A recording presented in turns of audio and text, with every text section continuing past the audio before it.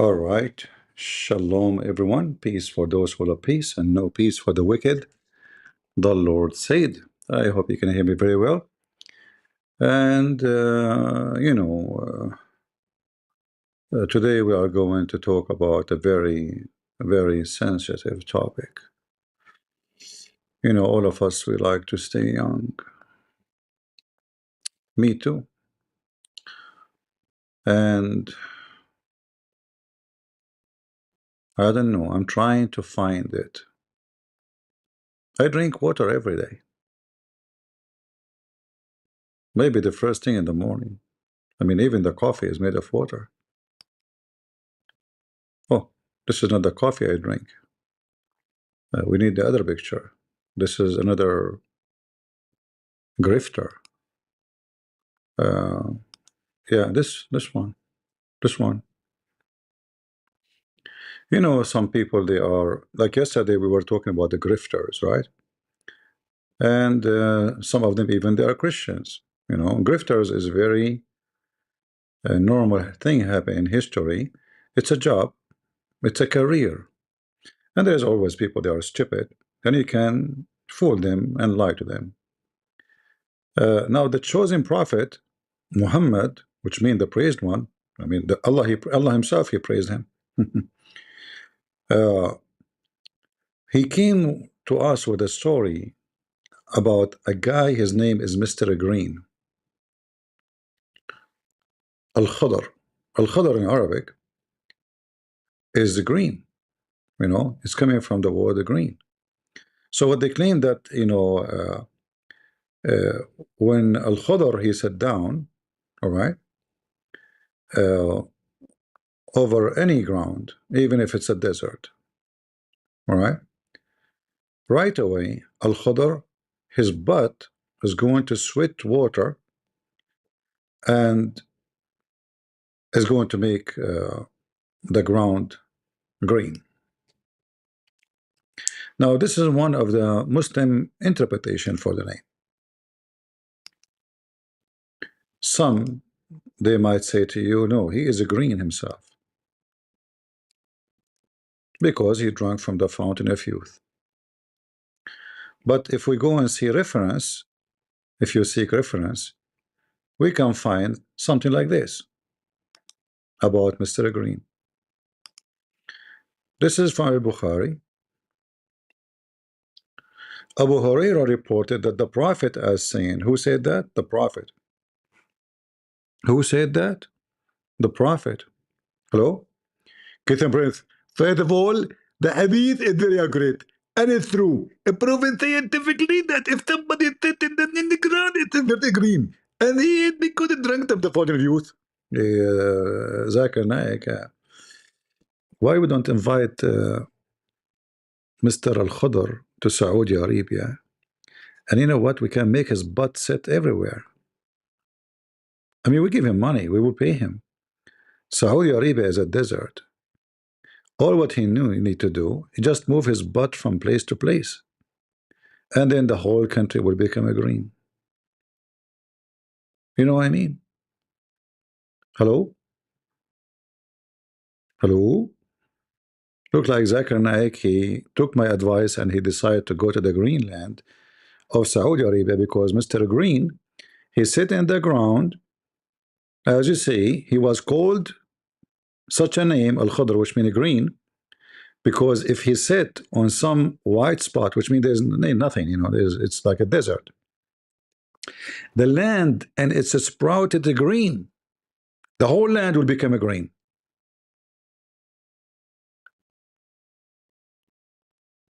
Now, who is the Muslim? He want to tell me that Muhammad is not a grifter.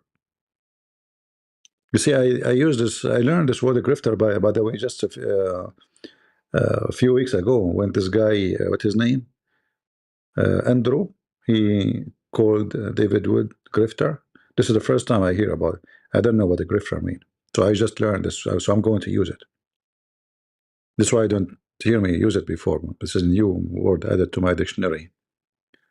Who is the Muslim is willing to prove to me that Muhammad here is not doing a grifting, lying to you, that truly there is a person, his name is Al-Khadr, and he is mentioned in the Quran, If he set his butt on the ground, the whole land will become a green because he drank from the fountain of youth. Any Muslim?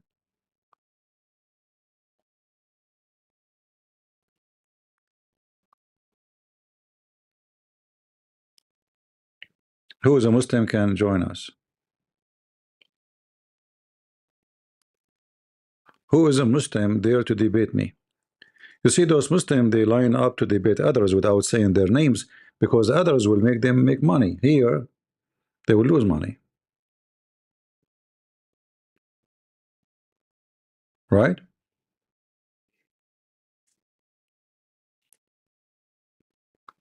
Any Muhammadan?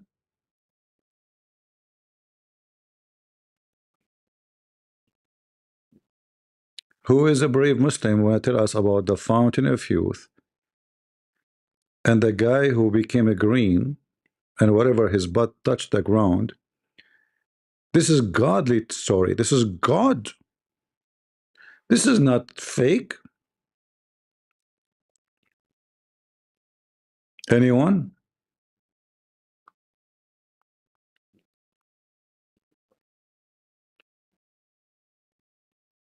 And by the way, because he drank from the fountain of youth, most of the Muslims they say he's alive until now, but in the earth.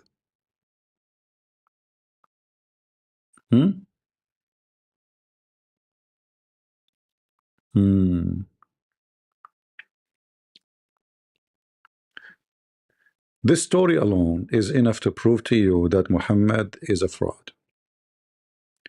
You have to be mentally ill, low IQ, stupid idiot to believe that there is a person who drank from a fountain of youth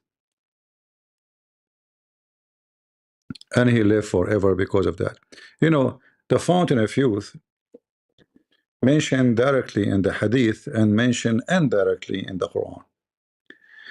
If you remember, in the Quran, there is a story supposedly about Moses was sent to learn from Al-Khidr. So Al-Khidr is way higher than Moses. Moses is a student of Al-Khidr.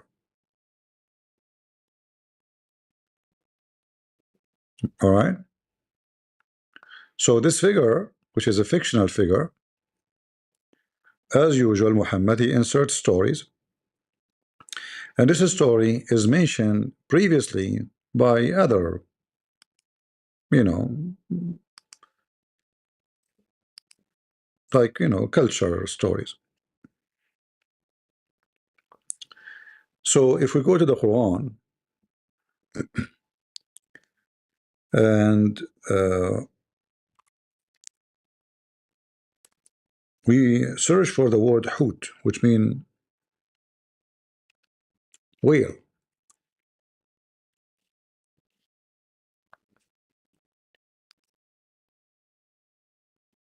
In chapter 18, and here you notice the Quran is so stupid. There's no point. I mean, look, here he's talking about villages or inhabitation being destroyed by Allah. And then suddenly he says, and when Musa says to his boy,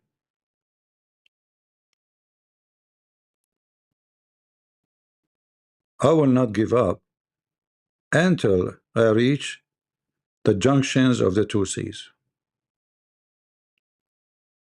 What is this? What is the connection between all of these verses here? What is this? There's no connection. None of those verses before it have to do anything with the story. Suddenly, and when Musa said, okay, what Musa says? He will not give up until he arrived the junction of the two seas. What happened and how where is Musa now going? What is the story? You see how stupid the Quran? Do you see how stupid the Quran? Quran is made by an idiot. Anyone when I write a story, he write introduction. So they will know, like, okay, what's going on? Like, okay, Musa's now going where? What junction? What seas? Is he now in Egypt? Is he now going to Israel? How we know what's going on? Stupid book. When you go to the Bible, you will see that any story mentioned to you. I'm using the word story because this is my English. I don't mean it's not true story, not true thing, but a story, which means it's some like we've been told about it. Some might say the word story it can imply it's not true. My English is not like yours. So such a story, we read it. Not this story. I mean any story. Anything in the Bible is mentioned. We will find a lot of details with introduction, the location, names, who is there. You will find every single detail. Here, Musa suddenly speaking about the junctions of the two seas. Which seas? What junction? In fact, in Arabic, it says Al Bahrain, which means the two seas. It doesn't say junction. So how we know what Musa is up to? Nothing. And then when they arrive, when they reach the place, which place? Where is that? What are we talking about?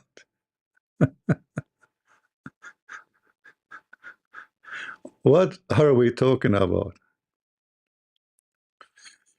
Okay, let me see. I will open TikTok. I did not go in TikTok for long. Uh, it says allow a lot of windows open in front of me.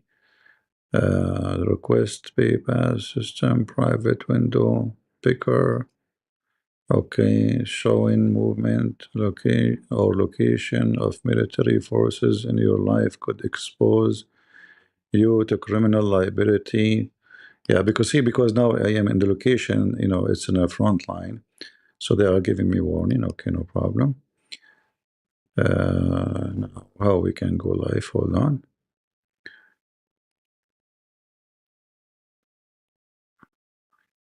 All right. Uh,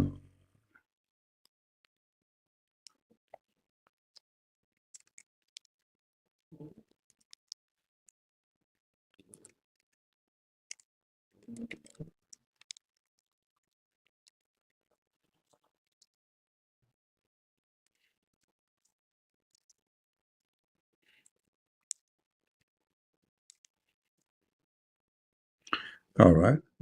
What else we have to do?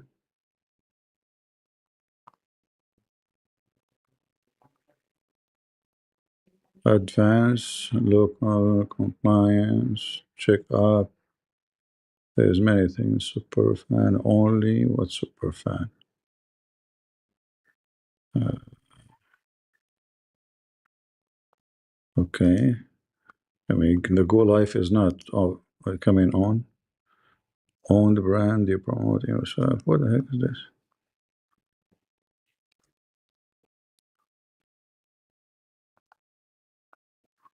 I don't know. Look like I cannot go live, or I don't know. What is this?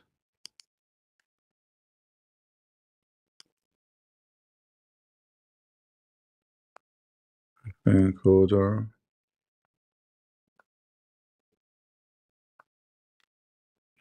I'm not sure. What is this here? Okay, let's click again. Click go live. I'm not sure what, usually they change things. Okay, let's see here. Add source. Window capture.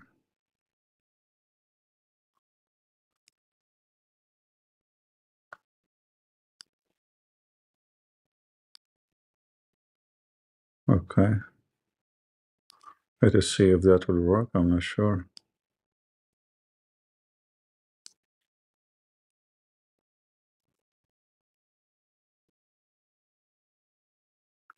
Yeah, there is something, I don't know, I could not go live, maybe because of my location. Advanced setting, contact.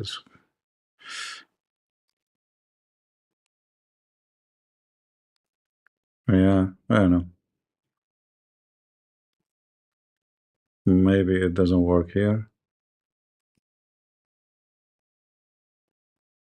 Each time I click live, the red button for the live is not functioning. I will try one more time. If not,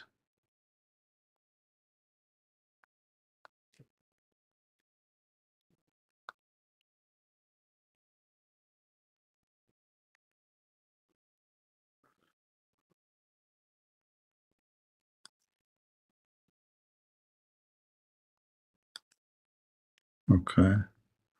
Yeah, look like it's not going to work in here. I'm not sure.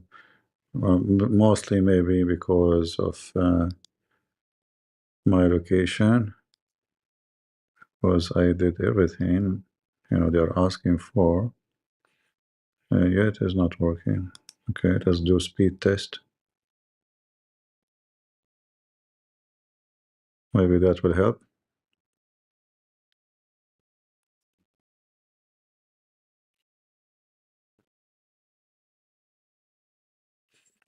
Anyway, if TikTok did not work, we will go to Discord. But we did not use TikTok for a long time.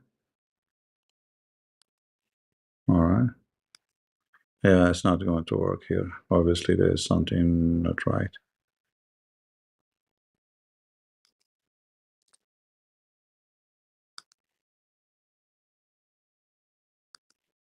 All right, then we will go to uh, Discord. I am assuming because of my location, it's not working. Let us open Discord.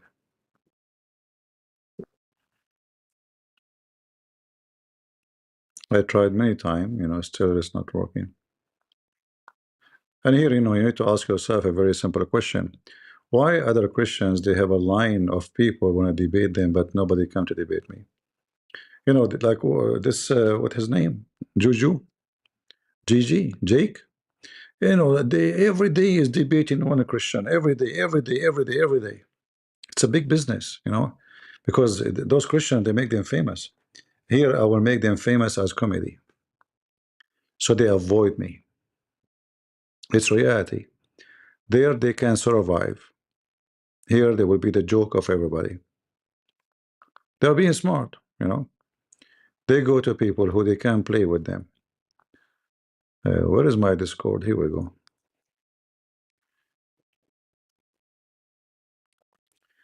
All right, we are opening Discord.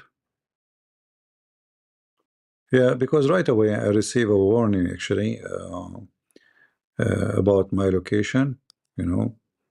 Criminal blah blah blah will expose you to etc. If you say you, yeah. So like there's too much drama. All right.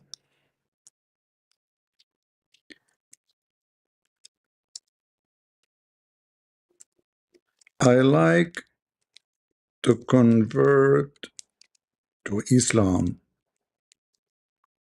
Can you help me? Let us set this trap.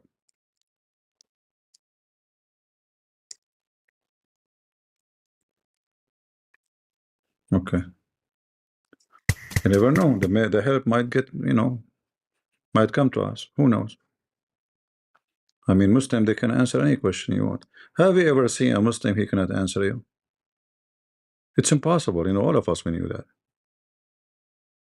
You know that too, right? You know it. He know it. The only one who don't know it is Baker. Baker, you bring him to the stage. He is a comedian. He make fun of his prophet. He laugh at his religion. He never answer anything. He's perfect. Thanks, man. I love you so much. You love me so much? Really? Yes, I love you so much. I always dream about you. You finally came for your night. You dream about me. You sound like a gay. No, not a gay, not in a gay way, like an arrival way. But according to your religion, is it true that you should not love those who don't believe in Allah, even if they are your parents? Not like no, not in a love way. I mean, I dream about you baking. That's You care about. Okay, so now tell me, Moses is going in a trip. Where is this trip is located? we don't know. We don't need the detail. First, This is the answer. Islam This in is the one answer we don't know. The first answer we don't know. So why you came in the state? We came to the state so I can prove Islam to you. Well, here we go. Prove it to me. If this story is true, shouldn't your God Allah tell us where Moses was going, what to do there, what the point? Tell us what. Tell us based on the Quran, Moses going where? First, even your God didn't give details in the Bible. There's no many details. We only record 3 years of Jesus' life. But let's go back. We don't need the details. Hold on. First of all, the Bible records for us what is important for us to know. And otherwise, the Bible report in the same time, if we want to write all the miracles and everything Jesus did, there's no books in the world can be fit to describe. We do the Quran. We have the no. Okay, hold on. No, hold on. Here it's a story. It's already mentioned. It's not about something not mentioned. We're not asking you about things is not mentioned. We're asking you about what is already mentioned. They are saying there's an echo. Guys, hold on. Let me see why we have an echo. Give me a second, Baker. Don't talk. Let us see why we have an echo. Why we have an echo. Echo. I want to prove Islam in Huh? I want to prove Islam in 1 second. 1 second? Yes. I mean, even if you want to strip, it's going to take longer. Okay, do you want to challenge me? Okay, here we go. Prove it to me. Moses was going where? Okay. And first, let me talk. There's a prophecy. There's Muhammad mentioned in the Bible. Should I show you? Yeah, later. This one we can talk about it later. You know. Okay. Okay. We don't know which trip he will go. We don't need every detail. We need hold on, guys. About that. Do you still have echo? Do you still have echo now? No, I don't hear echo. No, not you. In YouTube. Do you guys still hear echo, or the sound is okay now? How is the sound now? Is it better?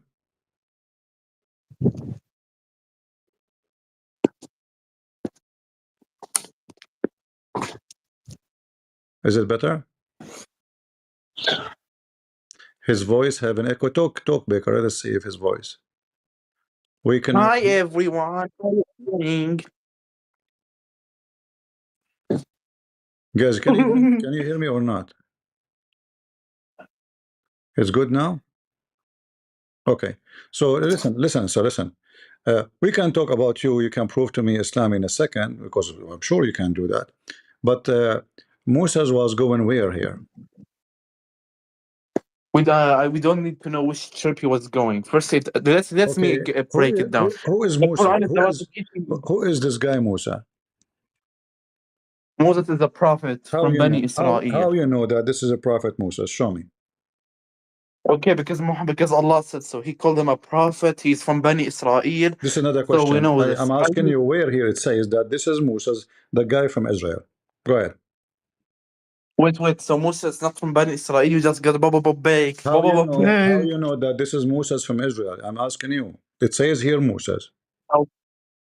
Yes. And which guy is he referring to? Tell me. Be honest, Christian. I'm asking you, which guy is referring to? The story in front of us. There's a guy, his name is Musa. Who is this Musa? Yes, and Moses, when we look into the story of Moses, it probably refers to the prophet Moses from Bani Israel. Did you just say properly? Yes, I said Moses from Bani Israel, Muslim and Bani Israel. Yes, properly, so you are not sure. What do you mean properly? When did I say that? You said that. I know. I heard. Okay, so who is Musa? You said from Israel. How you prove it to me? Okay, so it's not from Moses. Where is he from then? I'm asking you, it's you, you're the Muslim. You know, your God is telling me a story. Either this story, either his story makes sense, or this story is just a joke. So who is this Musa? It's not a joke. They were what? They're killing him. They were killing his here, and the Pharaoh wanted to kill Where the it says Israelites. where it says they were killing him? Show me. Go ahead. Should we go to the Moses story from here or No, not? here. Like, This is different. This is not connected. Do you see here? This is like if the Quran talking about Musa from the beginning to the end, we will say, okay, this is the Musa of Israel. Here suddenly is talking about a guy. A guy. His name is Musa. He said to his boy, "I will not give oh up my. until I arrive the two seas." Where are the two seas? We don't need to know. Anyways, like I will show you Muhammad in the Bible. Donkey So man. so if Can I we do show not you so Muhammad in if the we do not Bible? need to know who is Musa, and we do not need to know where is the two seas, so what is the point of the story? Like, can I show Muhammad in the Bible? Are you All right. ready? Listen here. It says they forgot their whale. Yeah. What whale? So you're just asking what will what here? All we need to know is the I'm important I'm story, but I asking can show you you. Muhammad. Okay, what is the Can I? connection? Potato. What the connection between the whale and Musa's? It says here. You claim you know Arabic, right? Does it say Hutuhuma? No, Uh-huh. I'm عربي لبناني. Okay, نعم. so is that a whale? Wait, are you Saudi Arabian? Because last time you said Is you were that a Saudi whale Arabian. or not? Potato, you do not know Arabic. Prove it to me. Is that a whale or not? أنا من سوريا. أنا سوري You عربي. are I a speak Arabic potato. every You day. are so now read for me. If you know Arabic, you claim you know Arabic. Read the verse and the word translated for me. Oh, should I show you Muhammad in the Bible? You can show me whatever you want after you answer this one. Is that true? It says that this guy he is carrying a whale with him. Yes, he's carrying a well now. Can we go to the How Muhammad in the how Bible? how Moses can carry a whale with him? Because Moses is great. He's a prophet. He's a man. It's a whale. Do you know how big the whale is? Yeah, big as you because you're very big. How many Anyways, let's go. tons? Let's How many tons the weight of the whale? as big as you, like 10 tons, Okay, so now 100 tons, explain to 10,000. us. It says that he put him in the basket. How he can put a whale in the Yes, basket? yes, he put the bill in the basket. Now I answered your questions. Now See, you're saying unnecessary. No this is one what we cares get about these here. This is questions. what we Let's get here. We got a bunch of kids. So listen, the whale, it's a whale. How Bible. Moses was able to carry the whale and how he put him in the basket. Do you want Muhammad in the Bible? For sure, Muhammad in the Bible, Jesus says, be aware of false prophet. We know. But this is No, not the no. topic now. And in Second Daniel 2:7, No problem. Muhammad No, is there second because Daniel. Okay, why Muhammad did not mention second Daniel in the Quran? he said that he was mentioned in the Bible. Now let's go to No, Second nowhere, Daniel and prove me. nowhere he And said. Daniel. Huh? Mother? Nowhere he said there is a book. It's called the Book of Daniel. Prove it to me. Nowhere. He doesn't need to say it. He doesn't need to say it. So now That's focus on clear. me. So he And, do not need. He do not need. So why is a prophet then? He do not need to say anything. So he do not need to say who is he. He do not need to say who's his father. He do not know to say where he is from. He do not need to say where Musa is from. He do not need to say where is Musa going. So this محمد بن guy. عبد الله. So how this guy became a prophet if he do not need to say anything? Can I talk? Okay. In Second If we Daniel open, 2:7, there's four if we kingdoms. open the resume of Muhammad, are we going to find Muhammad in the resume? Let's open the Bible and see. I will prove to you that If we Wallah. open the resume of Muhammad, are we going to find Muhammad in the resume of Muhammad? So you're changing the. Let's go. In Well, Second Daniel, place from there will be kingdoms. see Four guys, this is my kingdoms that luck. will come. This is my And the luck. fifth kingdom will be I got in the nothing but fifth. a bunch of kids. Who is a Muslim? He have the courage and the knowledge to speak to Christian prince. Who is a Muslim? He have a beard. Where is those Muslims, the grifters? They make millions from your butt, you Muslims. All of you are potatoes. Where is your Mimi hijab? You don't dare to debate me. Look who came to me, kids. Where is your sheiks? Why do you want to debate this Christian and that Christian, but nobody come to me. What the problem? There's a problem, right? The problem is that we answer the questions they cannot answer, and we get them busted, right? When a Muslim is saying, I will show you Muhammad in the Bible, he's a donkey. Because even Muhammad, just let me show you how easy to answer those stupid Abdul.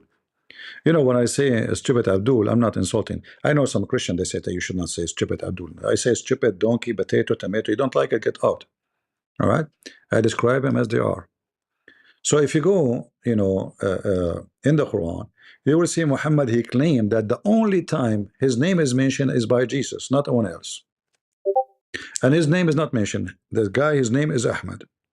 So if the name of Muhammad is going to be mentioned, it have to be named as Ahmad and only by Jesus. Cannot be in the Old Testament, cannot be anywhere except that Jesus said, supposedly. And this is here is not even Jesus, this is Isa.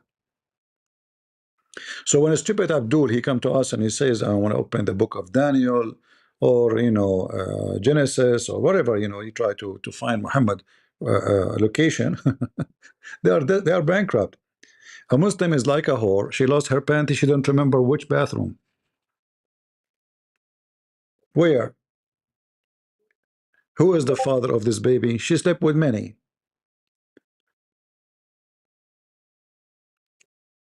Only the one mentioned supposedly the name of Ahmad, not Muhammad. Ahmad is Isa. So if you find in the Bible, you want to find only, it have to be only from so-called Isa, supposedly Jesus, not anywhere else. See how stupid you are? We refuted you from your own book. We do not need even to go further. So, and here, by the way, this is proof to us that Muhammad is not his name.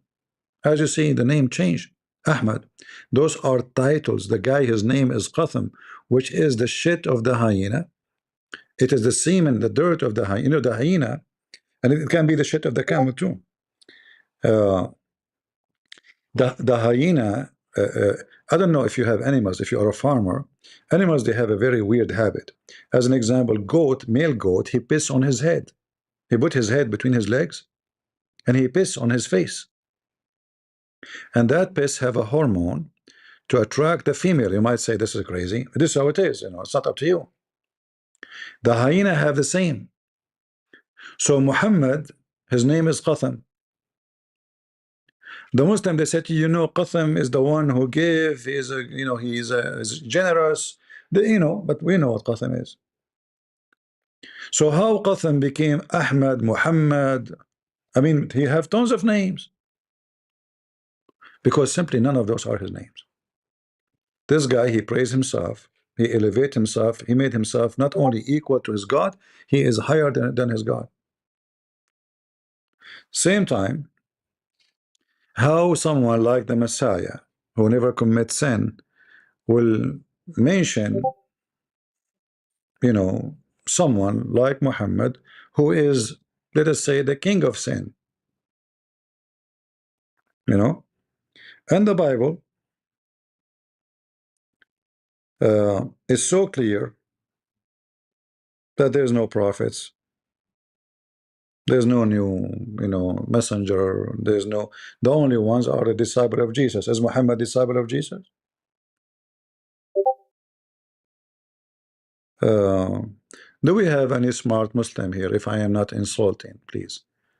I hope you will not get offended by saying smart. I don't mean it seriously. I know you get offended when I say smart Muslim. We have to take care of the emotion of the Abdul. Any smart Muslim here? So if we go back to the story, the fountain of youth. How in the world anyone? You see, they avoid talking about their own garbage. We start talking about Musa's and Al-Qadr and the fountain of youth. We ain't talking about, we want to show you Muhammad in the Bible. Okay, open Daniel. This is, you know, they are kids. They are kids. Their prophet himself is a kid. The story in front of you proved to us that he have a brain of a kid. There's no way a person he have little intelligence, little, he will come with such a stupid story. Prove me wrong.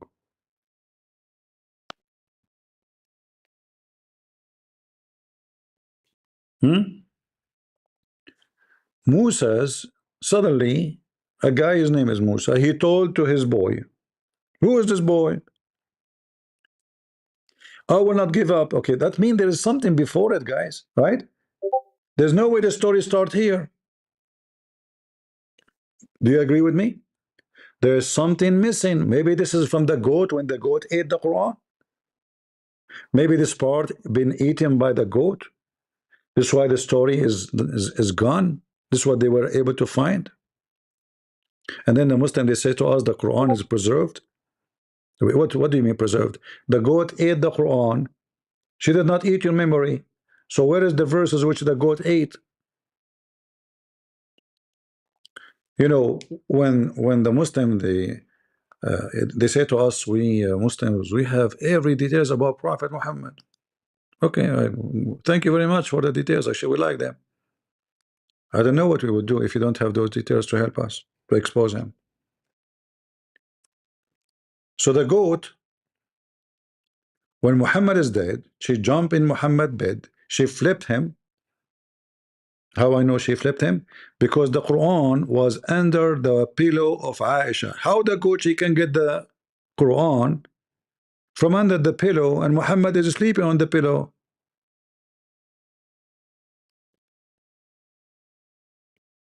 Actually, he's dead, not sleeping, sorry. So look at the stupid excuse.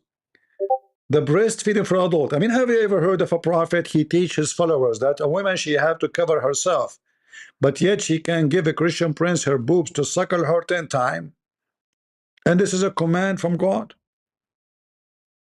What a lovely command. Hello? Get and breath. Faith of all, it said truly that the true story. Okay, so what a Muslim woman wearing hijab, but now she is giving me her nipples. Get and breath. Faith of all, you can suck her nipples, but we cannot look at them. What? I cannot look at them? Exactly. Hold on. How I'm going to do that? Get a breath. It's very simple. First of all, we will let you enter the dark room. Dark room. Exactly. Where do you get the story from? Get a breath. You are so stupid. Okay, well, you keep repeating this, you know, but doesn't make you smart when you say it. Explain to us what kind of religion it says that the God he command a Muslim woman, a decent woman between two brackets, yet she do rent her vagina, she do muta. She's decent. And she change husband every 2 days. But she's decent. And she do muta, but she's decent. And now the decent Muslim women, after all this decency, she give her boobs to Christian prince. First of all, they will not give their boobs if they were you. Like, what to me? It says that this is only for Muslim. Ah, now we are talking. So now Muslims, they can suck your wife boobs. Aha, did you practice that? Hello? Hello? So you see the stupidity of religion. And maybe, I'm just saying maybe, because we cannot confirm.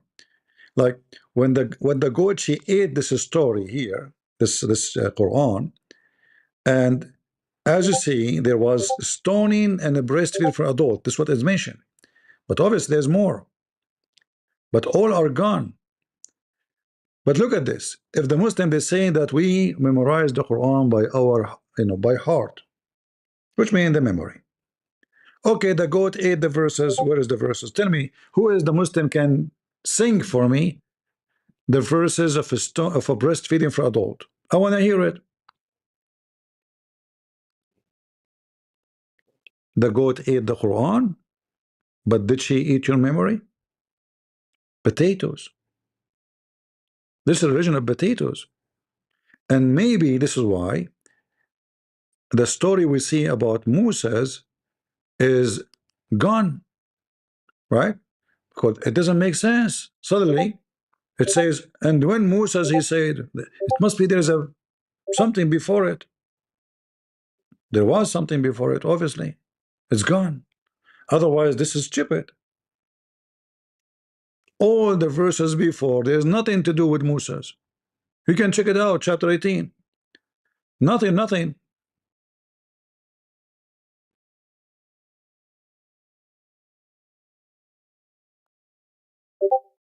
Which verse is connected to the story? Nothing.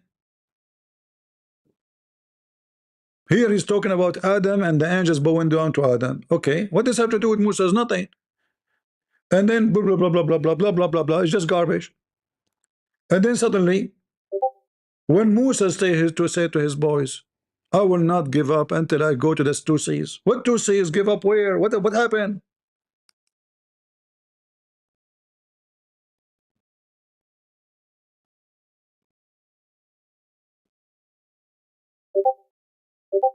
Stupid cult. Garbage in, garbage out. Who is a Muslim, follower of a prophet of a Zut upon him, would like to join us live to debate me? Is the story of the fountain of youth accurate, Muslims? Huh? Is it true that Allah he sent Moses to learn from a prophet, his name Al-Khudr, which means Mr. Green, and he was called Mr. Green simply because he drank from the fountain of youth? And when he sat on the ground, his butt sweat and make the whole ground miles and miles green. A magical butt. Who is a Muslim believe in this garbage? They do, but they don't dare to talk about it. They avoid those who know the laundry of Muhammad. It's a fact.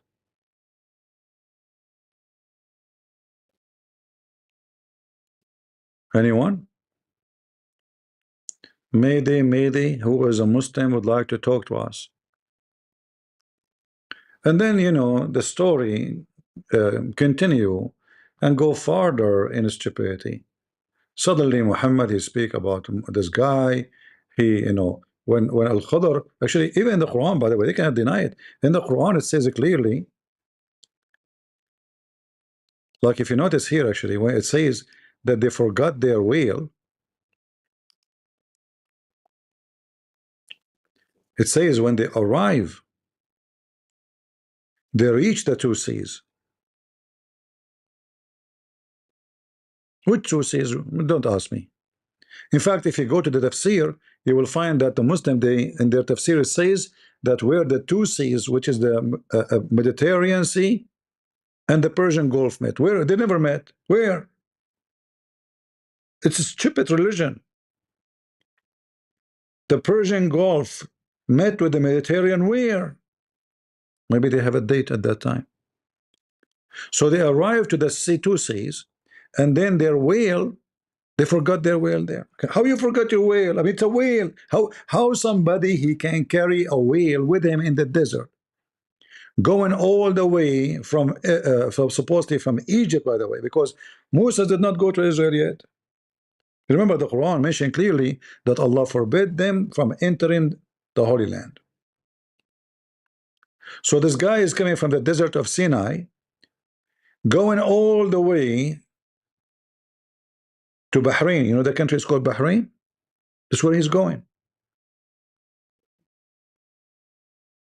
That's why it says the two seas in translation. Bahrain is the country, you know, Bahrain.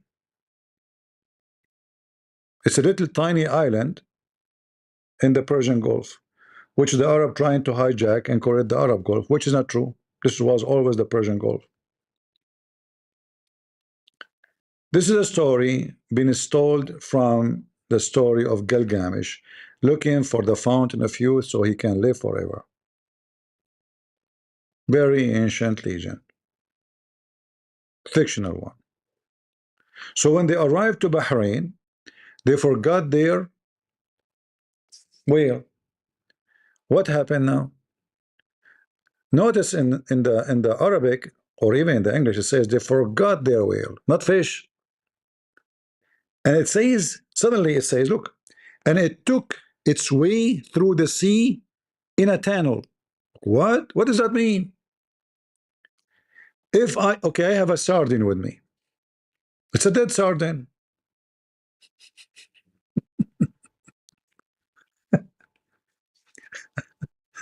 Let us say it is a fish, not a whale. Let us say I have a salmon. Let us say I have a sardine, a crab, whatever you call it, fish. It's in the basket, and I forgot it, but it's dead. It is dead. It's dead. The fish or the whale is dead. How this dead creature went to the sea, and in the sea there's a tunnel? What the heck? In the sea there's a tunnel? As you see, it says, and it took its way through the sea as in a tunnel. Who's a Muslim want to explain to us what's going on? This is a true story. Once upon the time, there was a guy. His name is Terry Green. Have nothing to do with Mark Twain. He told us beautiful stories. Things would make you worry about magic made by Allah and covered by His fiction glory. The fish went missing. The Muslims start hissing. Where it goes, nobody knows. The story is so long, and the Muslim nose start growing as far as it goes. Because the lie is so big, will make the bold warrior awake. Who can fix that?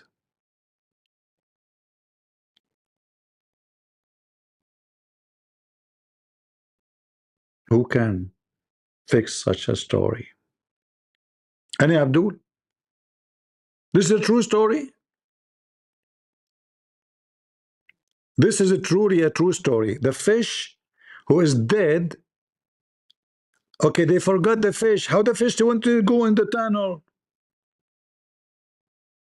Abdul, the religion of the fool. Each one of you is not even a donkey, not even a mule. In Arabic, we call you mastul. You know what mastul mean? Maybe somebody can translate. I don't know who of you can speak Arabic. Any Muhammadan? What is this? This is the Quran, which nobody can make like it. Nobody can make like it, right? Huh? So the fish went missing, but yet the fish, they forgot it. And the fish jumped in the sea, but yet she is dead. And then she went inside the sea through a tunnel. The sea have a tunnel? Tunnel?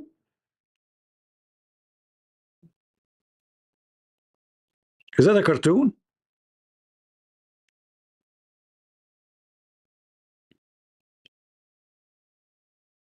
This is why some Western, they convert to Islam, because the Quran telling the truth.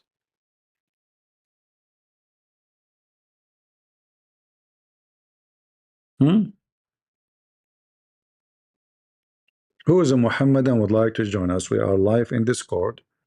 We take all kinds of Muslims, short, tall, fat, stupid, smart. We give you a chance. Anyone? You line up to debate Christians who do not know much, or they have certain topic they keep repeating, the Islamic dilemma, blah blah blah. They have two things. Aisha was 6. I need the Islamic dilemma. That's it. They're stuck with it. Who is a Muslim would come and get us busted? Any Abdul?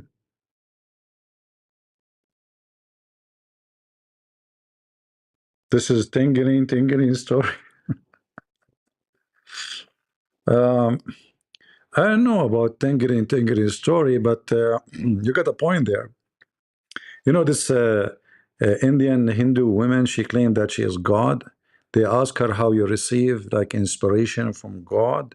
She said, when the power come to me, feel tingling, like the Indian style, you know, tingling. This is very, I mean, this is top tingling. I mean, I don't nobody. You know, we have to be honest here. This is beyond tingling. This is tango. The fish went missing, and they forgot the fish. And the fish is a whale. And then Moses and his boy, they went beyond. Like were they stop in this location, by the way.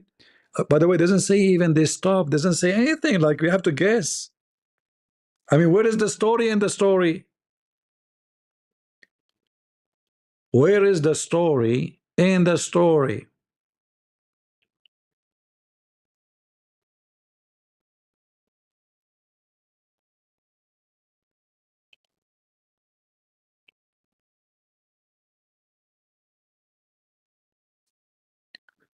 The Islamic dilemma is a serious issue. Yeah, but you know, when you say the Islamic dilemma is a serious issue, now everybody think it's only about the Quran confirming the Bible, but you know, every page in the Quran is Islamic dilemma. So it's wrong to make it about one thing, which is very old, argument the Christian they presented to the Muslims since, you know, since the beginning of Islam. This is not something new. Even some potatoes, they claim that they are the one who discovered it. I learned it myself when I was a kid, and my parents learned it when they were kids. And, we always get Muhammadan busted by asking them those questions which they cannot answer, you know. However, Islamic dilemma is not about those verses, because dilemma is about something oppose each other, you know, right? And this is the Quran. All of it oppose each other. Like how the Christian they will go to hell in one verse, the Christian will go to heaven in one other verse. How the religion for Allah is only Islam, and the other verse says Christian and Jews will go to heaven. He called them Christian, he didn't call them Muslims.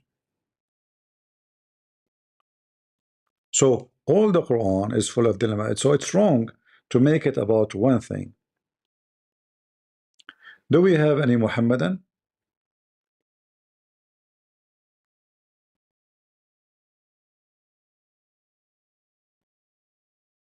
Who is a Muhammadan would like to join us?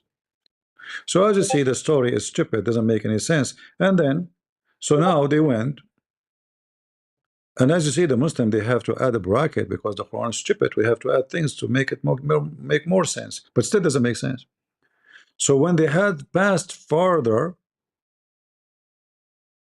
Musa said to his boy, "Bring us our morning meal." Like, hold on.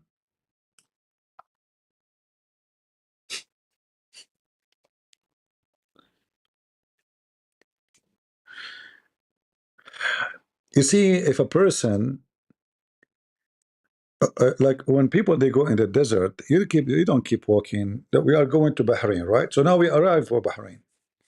Why it says they went farther, and now he said to him, "Bring us our meal in the morning."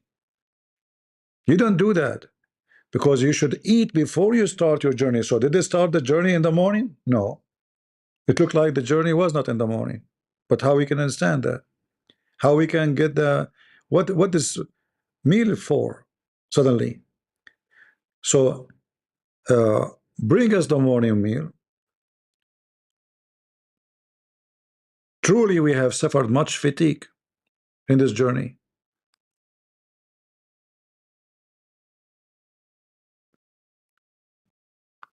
And then his servant said to him, or his boy, He said, do you remember when we betook ourselves to the rock? There's a rock. That's so serious. Okay. You know, you have to like undermark this rocks stuff. You know, this is rocking. It's going to rock you. This is serious. Do you remember we took ourselves to the rock? In Bahrain, there's only one rock. That's why the American they come with this rock and roll because of that rock. Only one rock. I indeed forgot the fish. Hmm? So this fish is to eat it?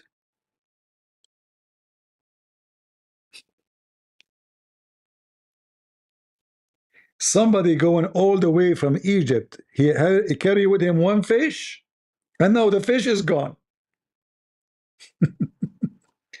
And do you know how long it take this journey? Going all the way from Sinai, supposedly because Musa is now there, going all the way from Sinai, all the way to Bahrain by foot, and they have one fish with them. And now the fish is gone, and the fish is dead, and the fish never rotten. It's in good condition because simply it was a canned fish, idiot. This is a canned fish. Isn't it obvious?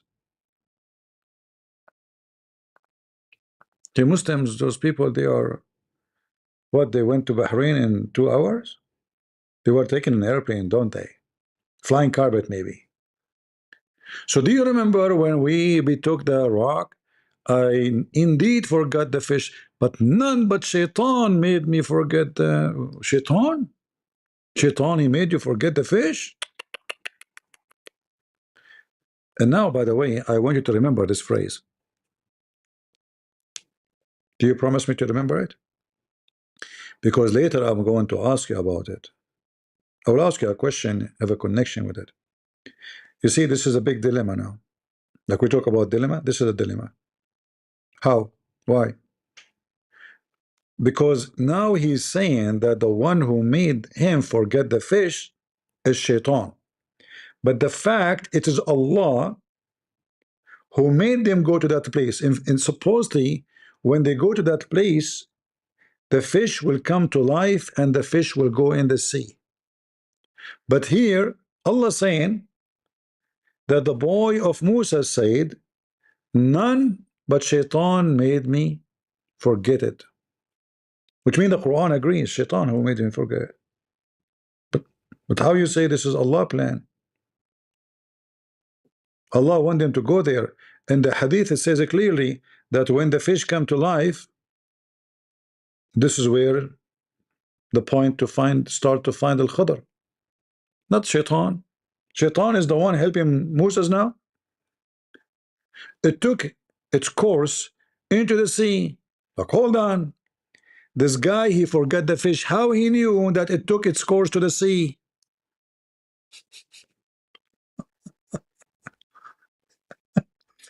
A second ago, they want to eat the fish.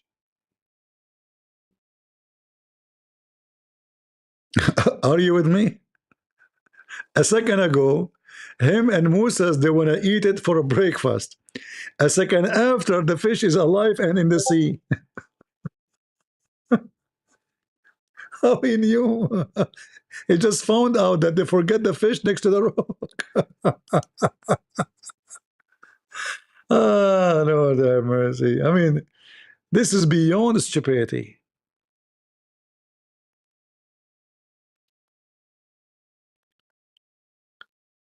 So you're going, in a journey, right? And then now you want to eat your food. So what? Okay, bring me the fish to eat it. And then, oh, you know what? Do you remember when we arrived to the rock? Okay. Shaitan made it forget. Okay. It took its course into the sea. So you do not forget it. That means you saw it go into the sea. Well, you are lying. How those can match together?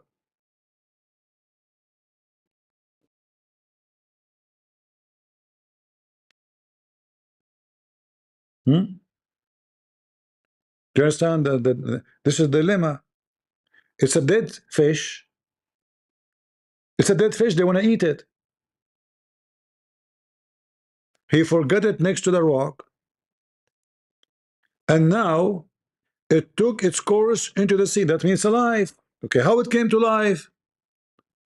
How come you did not tell Moses that the fish is alive and go in the sea? You did not forget then. The whole story is so stupid. You have to be a certified donkey to believe in such a garbage. You know what certified donkey mean? I can give you certification if you wish.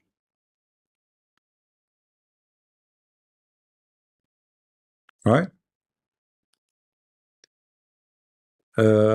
Key piece to search. It's hard to read your name, sorry. God bless you, CP. I wish I give you a million. Thank you for teaching us from UK. Okay, thank you very much. Soresh, your name? All right. Thank you, my friend. Any Abdul from the religion of the fool? Do you see why they didn't debate Christian Prince? They read those verses every day. Christians, they never mention those verses, right? They don't analyze, they don't see, they don't read between the lines, they don't connect. When you read something, you need to like to be so serious with the details, because this is supposed to scriptures. This is not a book of Mark Twain about going on a journey somewhere. This is not about what his name Jones. What's his name? Like journey inside the earth. This is supposedly God is talking, and God is supposedly is reporting what's going on. But how God can be God and so stupid, and the story does not match itself in the same line? In the same line, the fish is dead. The same line, we want to eat the fish. The same line, the fish is alive. The same line, the shaitan made him forget. But the same line, he remembered that the fish took to the sea.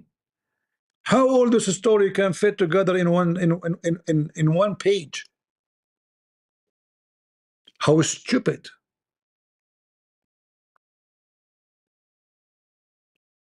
When I say stupidity is amazing, I mean it. Leila Rahana, you are amazing. Our Lord is amazing, sister. I am nobody. Who is a Muslim? And thank you very much. Who is a Muslim would like to join us? Explain to us how this guy, he was going to eat the fish. The fish is dead. By the way, it's a whale. I mean, this guy Moses is so hungry, man. He can eat a whale. And not only that, they are so strong, they can carry a whale. Hmm.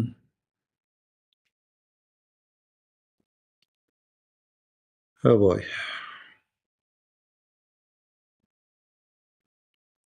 Any Abdul?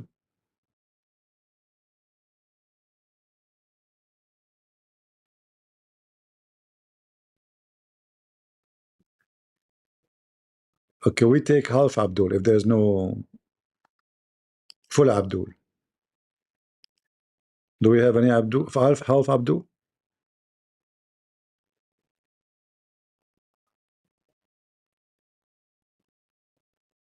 Anyone?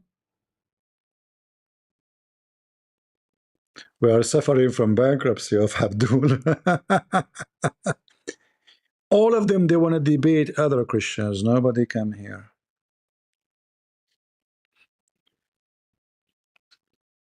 They have this chips potato guy, Jake.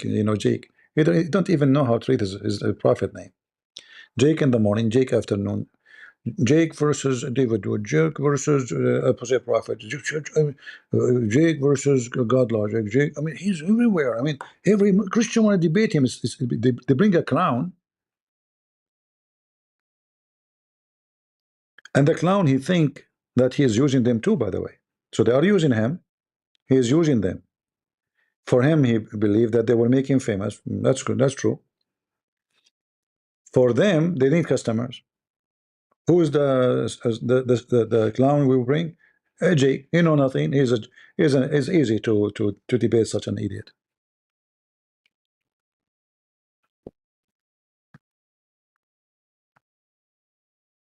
Any Muslim can solve the problem. Is the fish is dead? It is. Is the servant of Musa surprised that it was missing? He said, yet. He said, Shaitan made me forget. But as you see, he confirmed that the fish took its way to the sea. But this is supposedly something he did not know.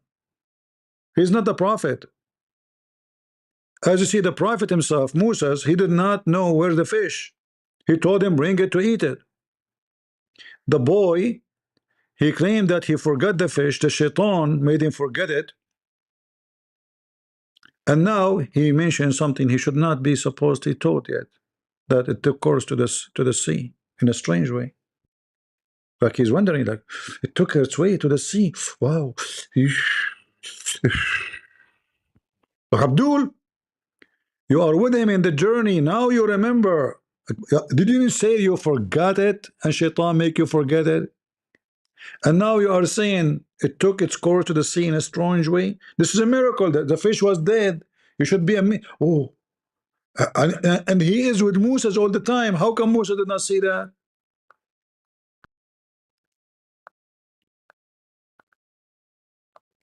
How stupid to believe in such a garbage.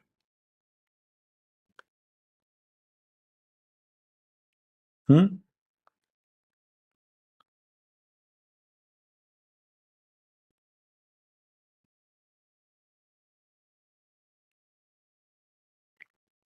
Call CP. Okay, Allah or magician both are deceivers. Al-Makkar. That is not God. It's a clown word of magic. Yeah, actually, I'm the first one who wrote a book. It's called The Deception of Allah, correct? Actually, when I tried to publish it, Amazon, they contacted me. They said to me, this is very offensive name. I said, if you don't accept, I will offensive sue you. Offensive name. And then they tried to take it from the shelves, by the way. Offensive name. It says in the Quran, Allah is the best of the deceivers. And it's in front of you. I mean, this is a joke. This is stupid. What is this? This is what the mullahs of Iran they want to fight for. In fact, if we go to the mullahs of Iran, maybe I should show you what the mullahs of Iran they say about Al-Khadr. Hold on.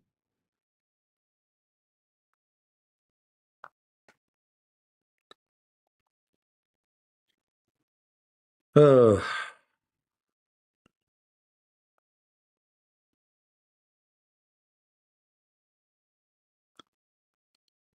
if I show you what the Shia they say about those stories,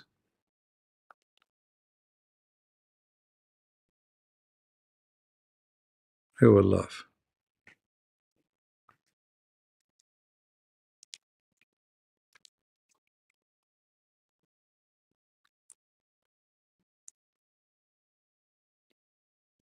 All right. Let us go to the books of the Shia, and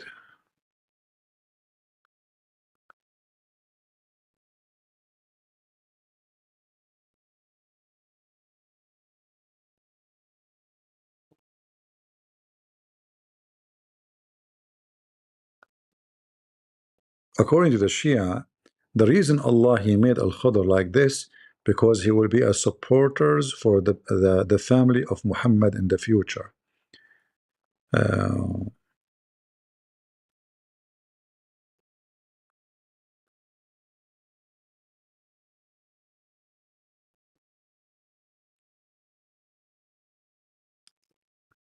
where we can show you.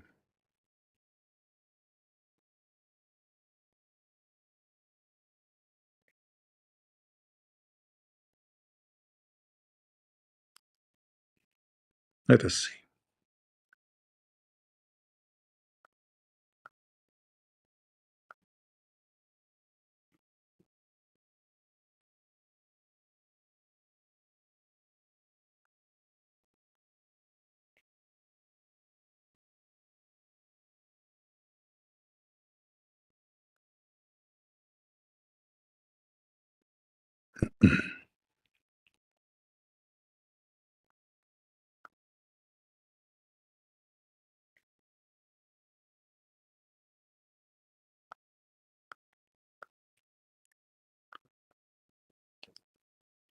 Yeah, I'm trying to find you the stories from the books of the Shia, so we can love more.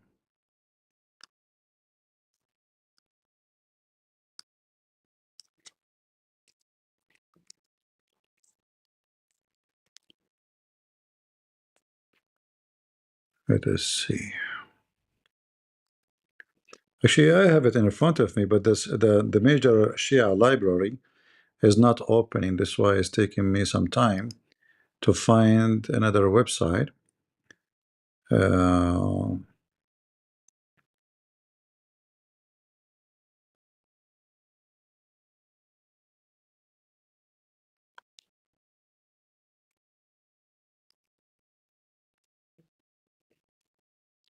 All right,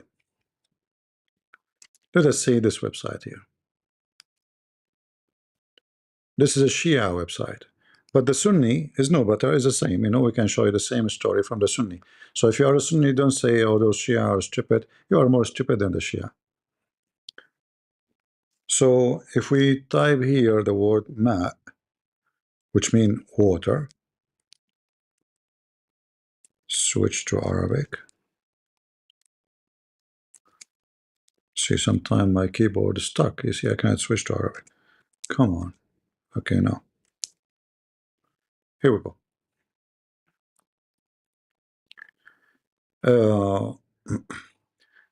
Let me show you how the Shia, they present to us this character. So this is their Imam from the family of Muhammad saying the following about Al-Khadr.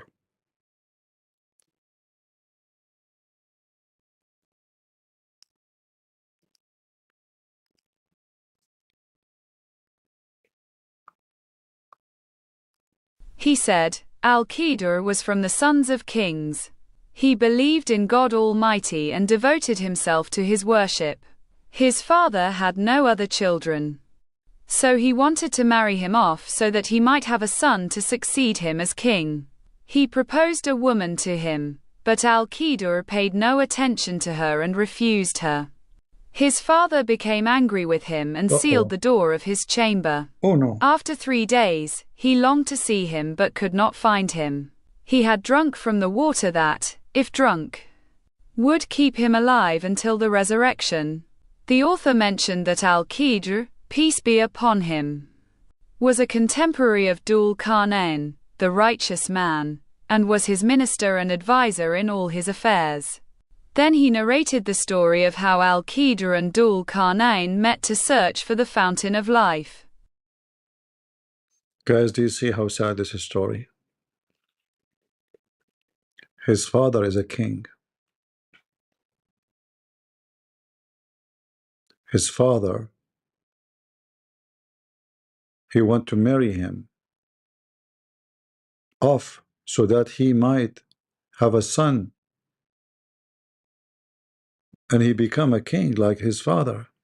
He proposed a woman to him, but Al-Khadr, he paid no attention.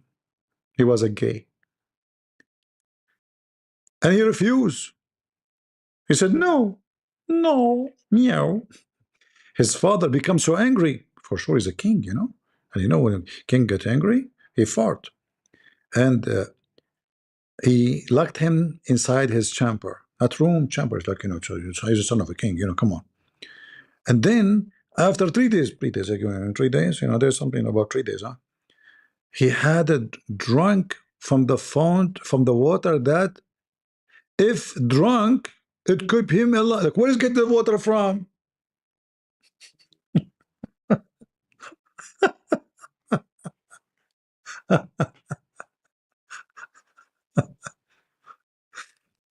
Abdul. When Abdul he come with a story, don't ask how in the world the story work. It's it's a true story. You guys, you have no idea. You guys, you are not educated, right? You are weird. You are really weird. I feel sorry for you if you don't believe in the story. You need to grow up. All right. How many times we need to teach you? So what about Muhammad himself? Muhammad himself, he mentioned this story, and we can look for it. Give me a second.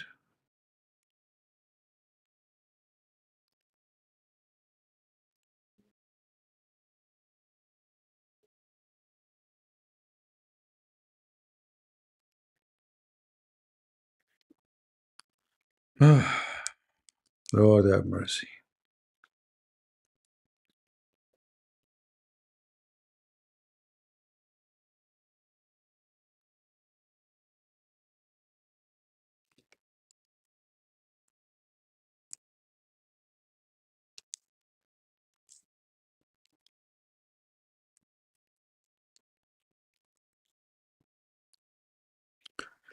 Let us show you what Muhammad he said about this story, which is obviously uh, same as a Shia.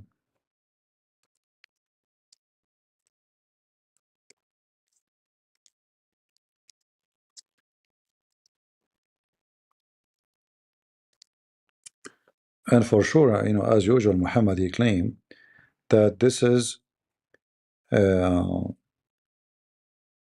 this is a true story he received from his God, and it is absolutely not a fictional story. Let us see.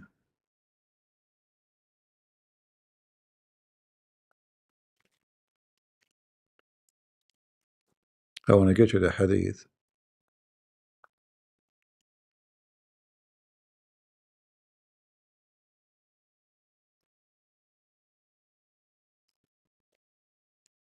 Let me see if I can find this reference here.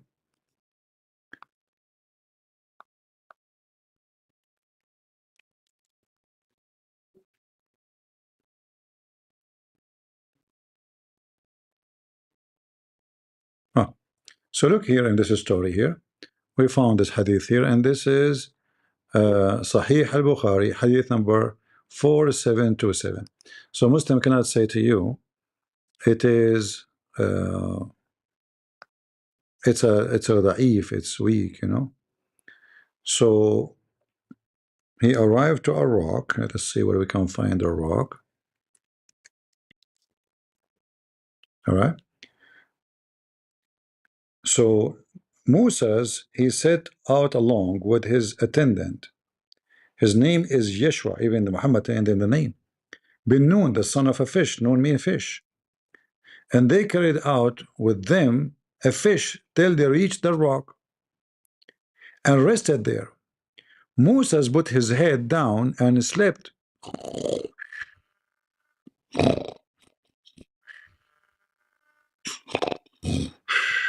Moses, tired, long journey.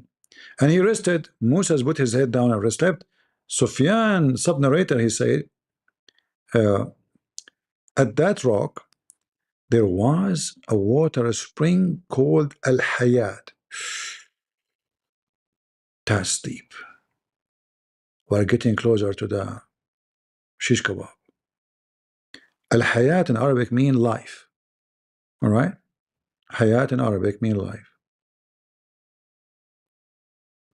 And none, brother, focus with me here. Please focus. Wake up. And none come in touch with it. With what? With the water called Al-Hayat, which means the life. Touch it, not drink it, not even drink it, just touch it. And none come in touch with its water, but become alive. That's astonishing. And you tell me you don't want to believe in Prophet Muhammad, azot upon him? Are you serious? What's wrong with you people?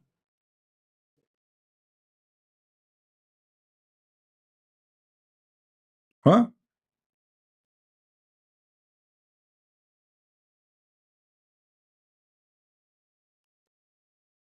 Anyone here is not convinced? White Hebrew Israelite, what? Convert to dual sealing Christian identity. I'm not sure what does that mean. And what does that mean? White Hebrew Israel. There's black and white. Okay. Yeah, I saw there's some they say black Hebrew. Yeah, you know, racist groups. Do we have any Muslim here when I tell us what's going on? And none come in touch with it, but he become alive. So when some water, brother, some water, not all the water, some of the water that of the spring fall over the fish start moving. It moved and slipped out of the basket. Uh-oh, she was in the basket. How the fish who was in the basket, the water came to it? It must be like a big Niagara Falls. Must be.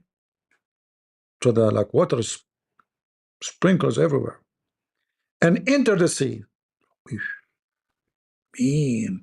So there's a fountain of life, of youth, and there's a sea, and there's a rock. Are you taking notes? We have to put them together. And then the water from the fountain of life touched the fish, which is a whale, inside the basket. It came back to life and entered the sea. When Moses woke up, asked his attendant, bring our early meal. No, this is not this. You see, the stupid Muhammad, he can't repeat the same story twice. In the Quran, it says different story. It says that when they went to the rock, then they went away. Do you see it? Do you see that? You see how stupid Muhammad is? In the Quran, it says that already they arrived there.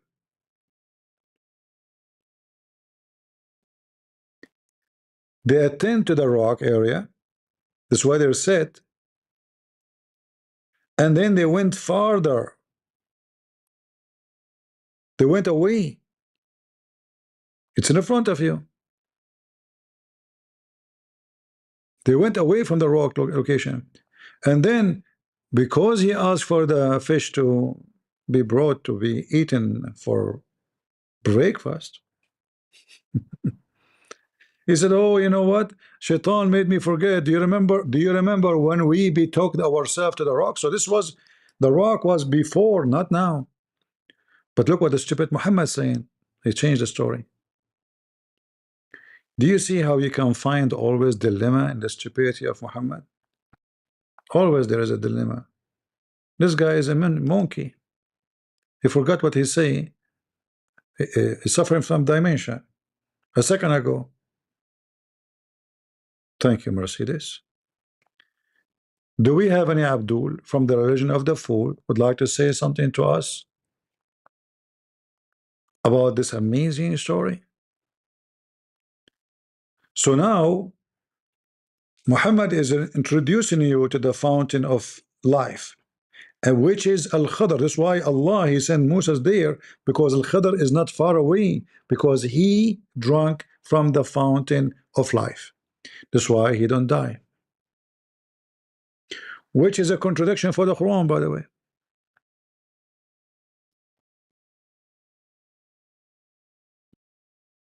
Because the Quran mentioned many times that, you know,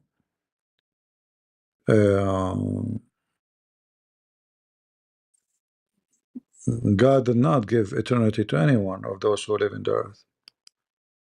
So how they say such a thing? Stupid religion as usual. Full of dilemma.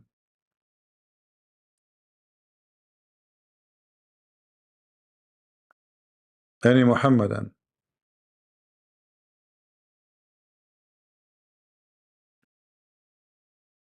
Anyone?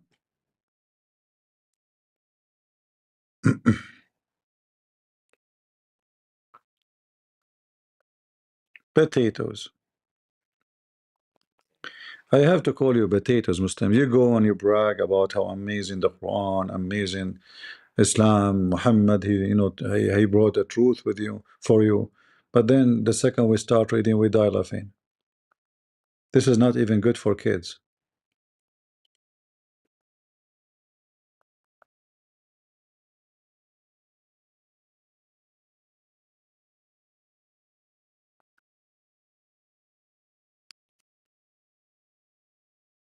And then we have other stories of the Shia uh, that the Mahdi, which is a fictional name, fictional person, he did not drink from the fountain of youth, which means uh, he was offered the fountain of youth, but he refused to eat it, to drink it. Let me show you the story. And by the way, you will notice here they are connecting this guy, Mr. Green, Al-Khadr, who drank from the fountain of youth, so he became a green, with Alexander the Great, the Dhul Qarnayn. They say that Al-Khadr, he took a barbecued fish and he put it in one of the fountains of youth. There's many fountains of youth.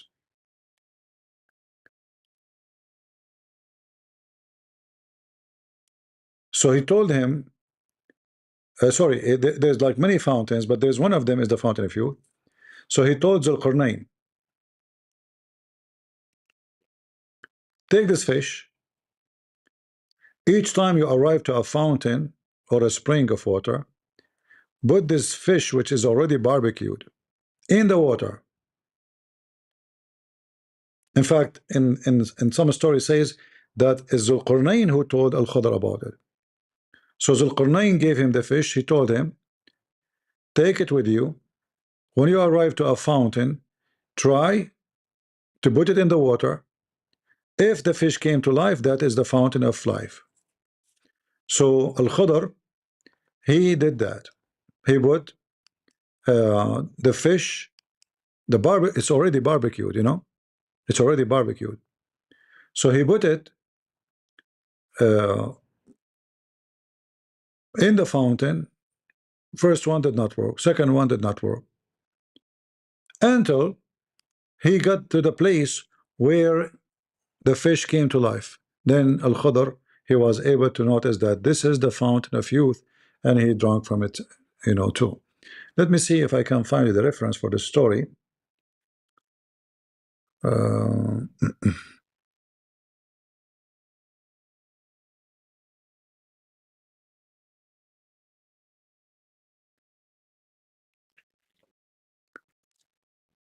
Tons of stories.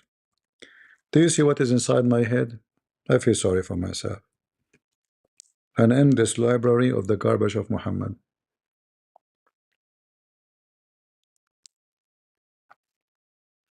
Endless library.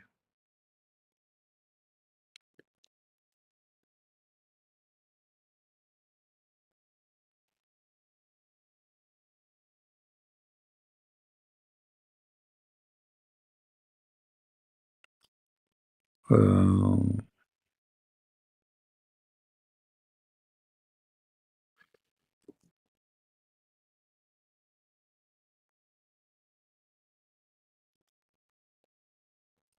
I have the story, but I need like an let us say a trustworthy website so we can use even to share it with you.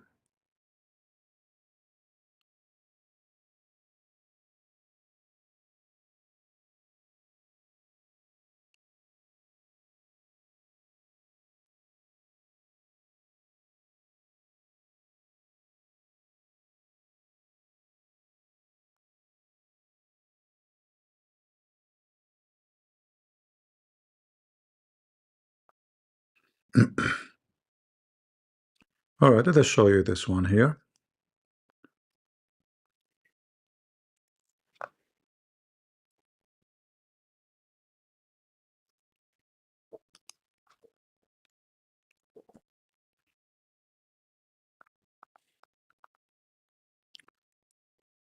All right. Dhul Qarnayn, he said to Al-Khudr, take this fish, which is barbecued, already is barbecued, it's dead and it's cooked, and put it in any of those spring of water. If you find it coming to life, then this is the fountain of life. Let us translate.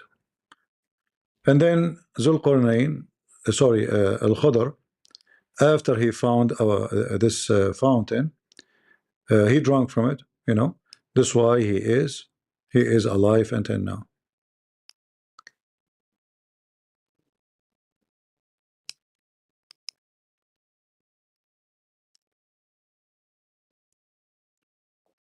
Dhul Qarnayn said to Al-Khidr, peace be upon him, go and take a roasted fish and place it in one of the springs. If you see it come to life, then this is the spring of life. So Al-Khidr went and placed a roasted fish in the water, and it came to life. Then he got up, dipped himself in the water, drank from it, and has remained alive ever since. True story. By the way, like I see some people, they are giving me super chat and donation. Those people, I'm going to tell them about the location of life fountain. So don't waste your opportunity. You better give me super chat immediately. Only people who make donation, they will receive the location sponsored by GBS. You keep driving until you arrive to the rock. I'm going to mute all of you who did not donate. Only those who donate, they will receive this information. I'm going to use like some kind of coding. So listen carefully. Christos, she just make a donation. Christos, your donation is bigger than the others. So I'm going to give you not only the GPS, I will give you the map with the signs of the highway. You know, like I would treat you different because your donation is bigger. All right, sister? And now you will live forever. Your neighbor will be jealous. You drink coffee every day in the morning. Generation after generation after generation come and pass, but you are still there drinking coffee. It's your opportunity. Don't waste it. Anyone like to get the location GPS of Fountain of Youth so you can drink from it? As you see, everything have a price. You know, the grifter prophet. Grifter. Who in the world want to believe in this garbage? And because of those stories, you have to give him money. You have to give him your wives, your women, to F them, excuse my language. And that make him a prophet of God. This is what they have in their books.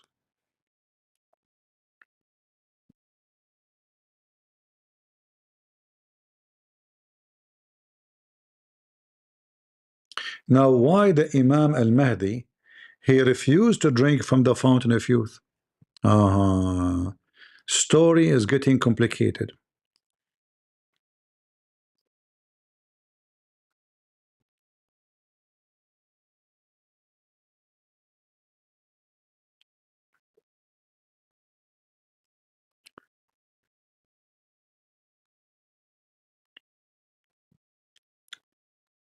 Let us see what it says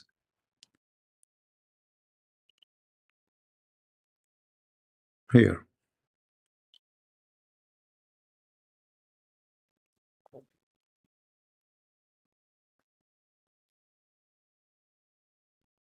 Why al-Mahdi did not drink from the fountain of youth?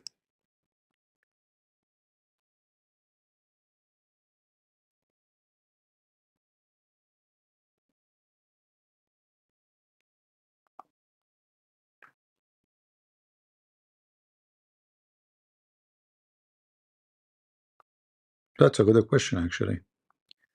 Let us take this part here.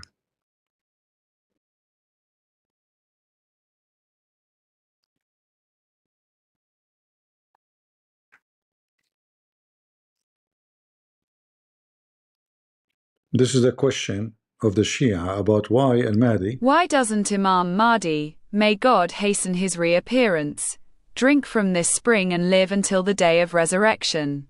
Because Imam Mahdi, may God hasten his reappearance, is greater than Khidr. It is known that Imam Mahdi, may God hasten his reappearance, rules for years and then dies, so how could Khidr drink from it while Imam Mahdi, may God hasten his reappearance, does not? Khidr serves Imam Mahdi and comforts him in his exile. Therefore, Imam Mahdi is greater than Khidr. If you notice how many times, each time they say Mahdi, they have to say this. May God hasten his appearance. They don't dare even to say. They have to say it, you know. This is Shia. So the Shia, I mean, the books of the Shia, the books of the Sunni, the books of the garbage, all of them is the same. It's just endless fiction, stupidity. Because a Sunni might say to you, this is Shia, they're Shia, they lie a lot. You Muslim Sunni lie way more. As you see, this is the same, you know, in your books. This is Sunni, this is Al-Bukhari. Water spring called Al-Hayat.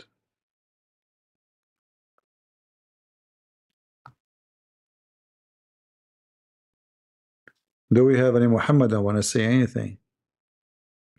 See how the coward they are? They knew they cannot explain this garbage. So they sleep on it.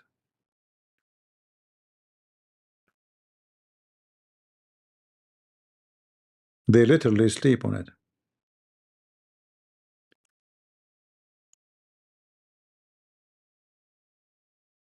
Any Muhammadan?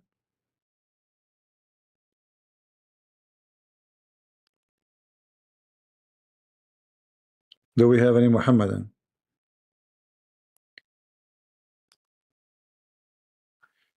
We have Antrashok, whatever his name. You want to come to speak on the stage, my friend? Are you a Muslim?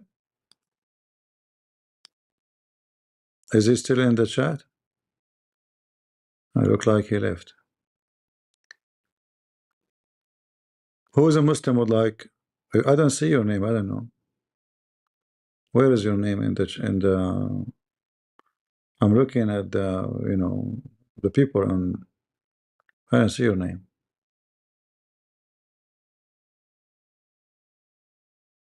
Is that the same guy as a Christopher? The mentally ill person? Who is a Muslim would like to join us?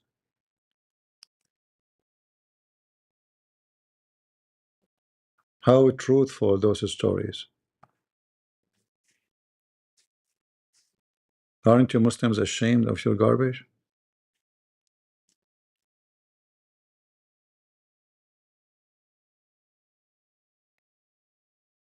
Anyone? Had we learned something new today? Or nothing new?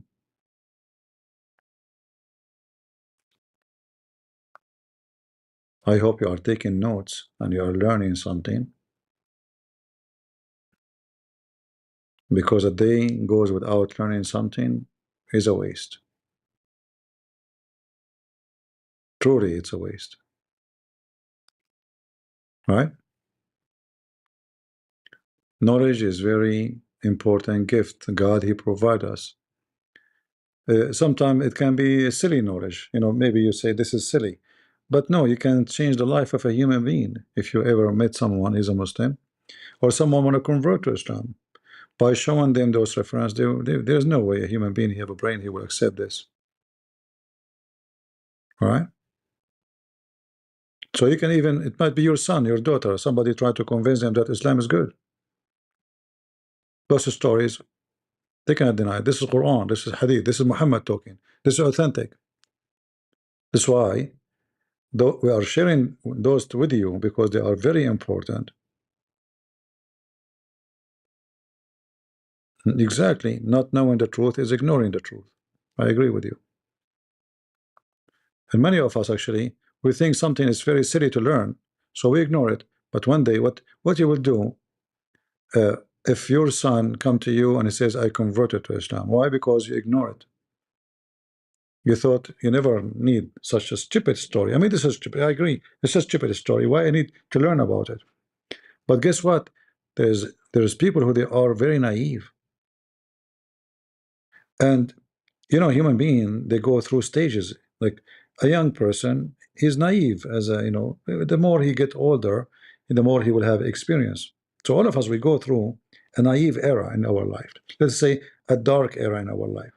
We will be an easy fish to be hunted, especially when you are young. Especially if you grow in a family, they never care for God, never taught about God, they never knows about the enemy, the devil. Many Christians, they teach you about Jesus, but they don't teach their kids about Satan and how to debunk Satan, because Satan will ask you questions. Satan, he even debated Jesus. Is that correct? If you are the son of God, throw yourself. Satan trying Jesus himself. So how about you? So earning knowledge is a priceless, and you never know when you need it. If you don't have knowledge, it's like a person, he have a gun, but he never bought an ammunition because he's ignorant. He think the gun can function without the ammunition. We don't have bullets.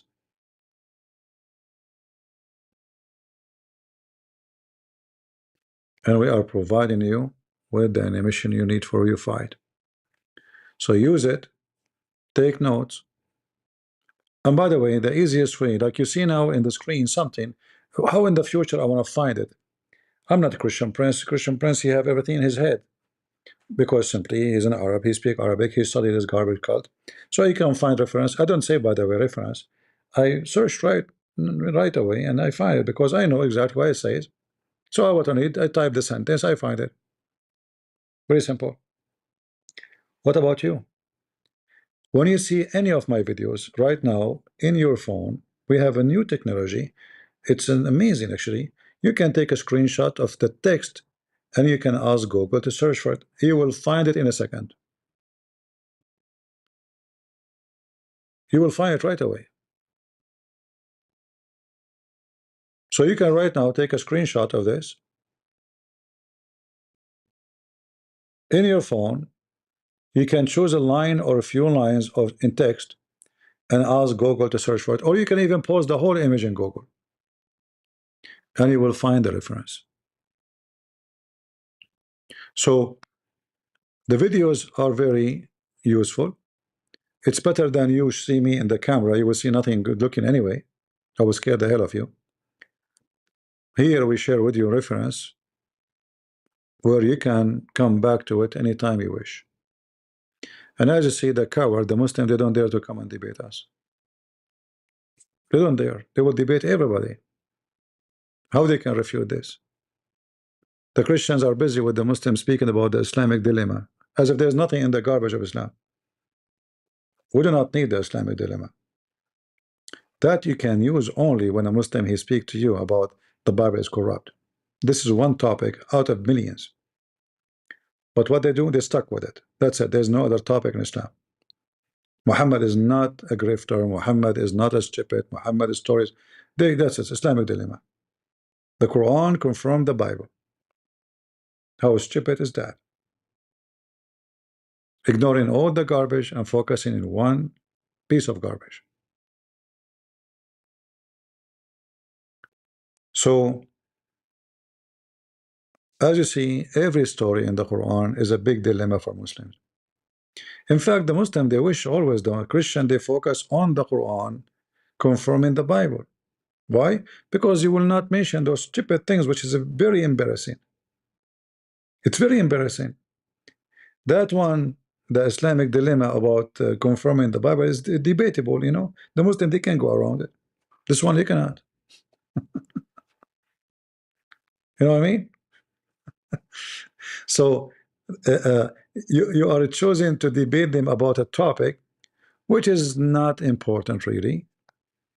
They can go around it. They can manipulate the answers. Uh, I mean, there is many ways to go around, but those things, that's it. Hey, Christopher, are you asking me to kick you out of my server? Is that what you want? I can kick you out. You're mentally ill, you idiot. You're literally don't get married. All right? What's wrong with you?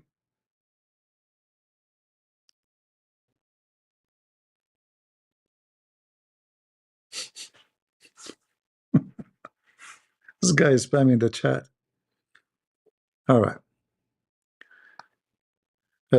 Anyone have a question for me?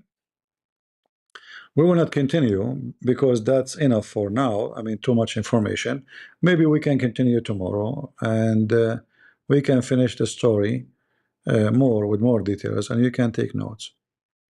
It's always important to take those stories into very serious consideration to be part of your knowledge, because those they can change the life of a human being. There's no human being, he have little brain, he will accept such a garbage.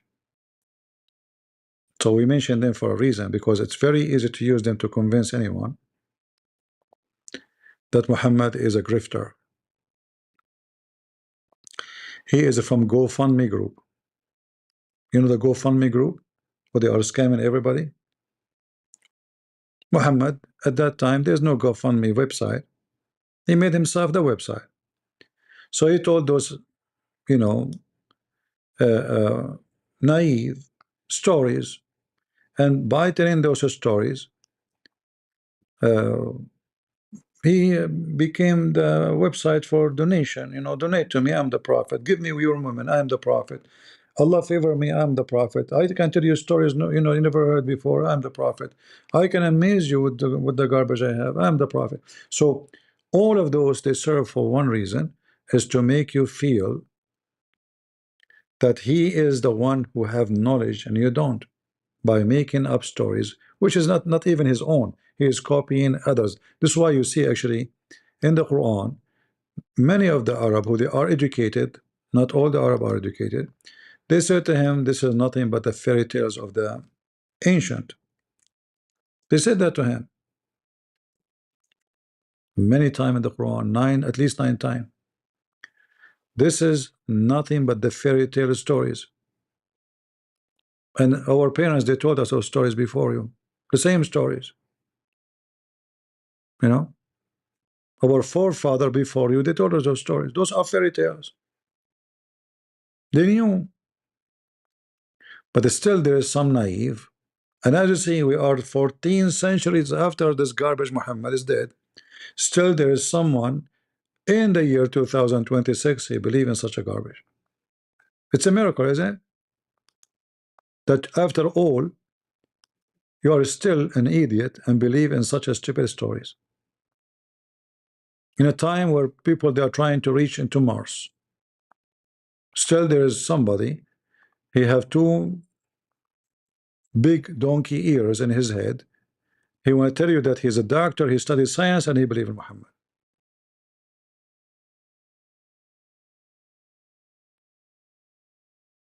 All right? Allah is a grifter, and Muhammad is a grifter, and there's many Christians are grifters too. And I'm going always to warn you about those Christians. Be careful, my friend.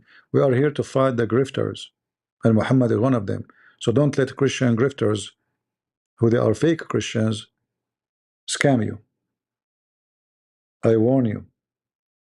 Not everyone open GoFundMe, you go like crazy and you send your money. There's people who they are poor. There's homeless. There's orphans. There's people, their parents die at war. Those are the ones who need your support.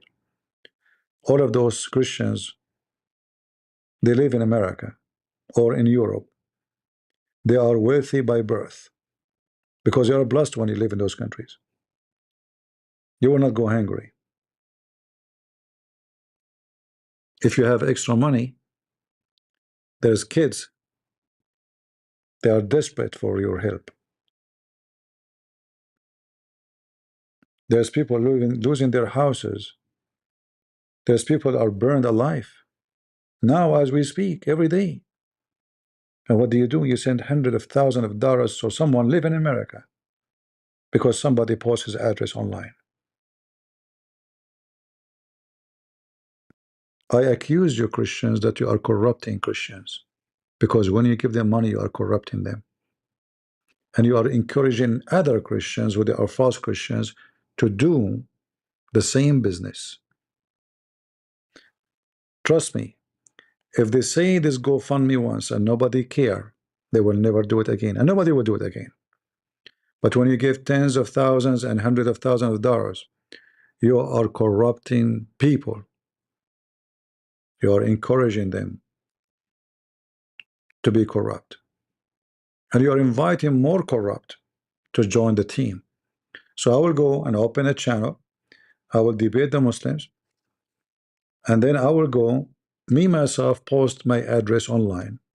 And then I go to FundMe and I say to you, hey, the Muslim, they found where I live. Hey, people, help me. I need to go. And then you send me hundreds of thousands of dollars. How easy it is. Is that how easy you make the money? You Christians? Is that how easy they can fool you? Don't corrupt Christians by your action, because you are corrupting them. You are increasing the corruption. There's people deserve help, and there's people don't. Be wise. You've been warned, and I do my part. It's up to you. Those people, they go and they meet Muslims in person. So what the point of posting my address online? They see you in person. If they want to kill you, they can kill you anytime. If you are at risk of Muslims, why you go and meet them? They set up a debate time. People knows, everybody knows he is going to go in this building, and this hour and this moment he will be in the stage. And then they convince you that they are at risk. Do you have a brain?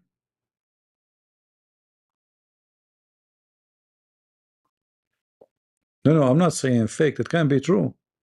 But this is not an excuse. Because those people, they go and they meet them in person, correct? They set up a debate in a date time, 2 months in advance. I will be in this location, I will be in this address, I will debate this guy. So what it's mean to post your address? They do not need your address. Do you understand? Use your brain. Don't be half a brain Abdul. If I say to you, I'm going to meet Uthman in San Diego, Saturday, July, 27. Do you need my? I will be there. I just told everybody I will be there in this day.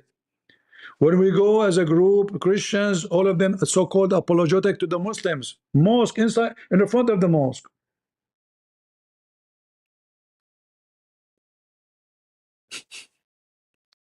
Right? So how you are scared for your address, your life, etc., and you go there? Are you really in your life at risk? Obviously, if they want to kill you, you will be dead from a long time ago. Because you do not need to find your address. You are going to them always. So I'm really, truly feel bad about those Christians. They have good heart, and they are using you.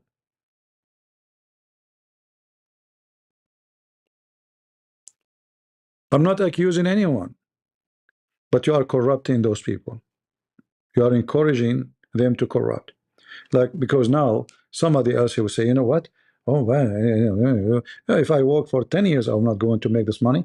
You know what? I'm going to book some Muslims, let them search me. I mean, they know you, they know how you look like, they know your name, etc. They know you, they can find you 2 seconds.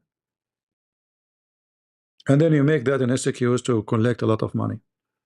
So it's up to you. I will keep warning everybody, because I'm very upset from what's going on.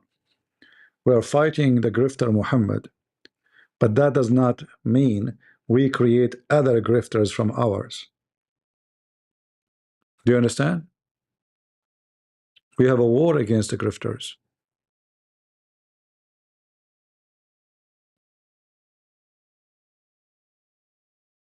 So be careful. You've been warned.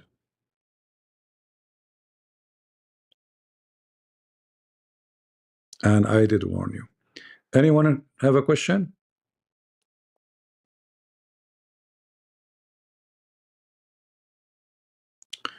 Bank Piggy, your own chat attacking me, knowing how much my message align with yours. This is really funny. My friend, I don't know why people are attacking you. I have no idea. You are saying so.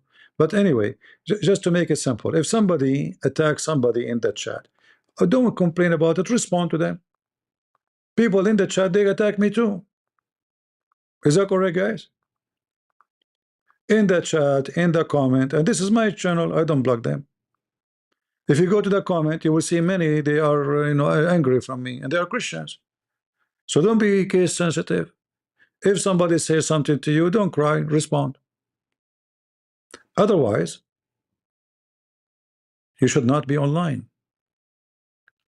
Are you saying the Christians is a fraud?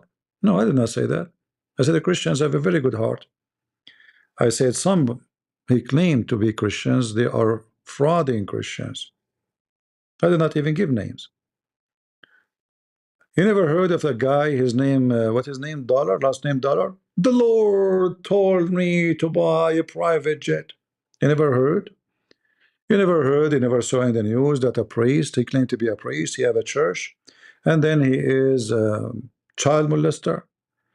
He's a fraud. He have hundreds of millions of dollars in his bank account. You never heard? What does that have to do with the Christians? Those are not Christians. Because you can't be Christian and you do that, right?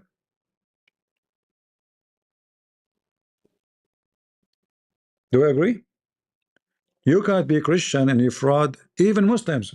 Are we allowed to fraud Muslims? No. Are we allowed to fraud Hindus? No. It doesn't matter you fraud who. So the second you fraud others, you are no Christian. Do we agree? A Christian is someone who follows Jesus. As simple as that. Not someone with a cross. Not someone his name is a Christian. So the second you are committing a fraud, any kind of a fraud, you are no Christian. As simple as that. Same time, listen to me. If somebody disagree with you in the chat, don't be, like, oh, look, CP, they are doing this to me, my friend. Respond to them. If you go in my YouTube, each time somebody attack me, I pin his message. Is that correct, guys? If somebody attack me, what I do? I pin his message to the top. You can go right now to the previous video. I pin it. I don't cry. I respond. And I wanted people to see what this guy is saying, the bad things about me. Is that true? Saying bad things about me doesn't scare me.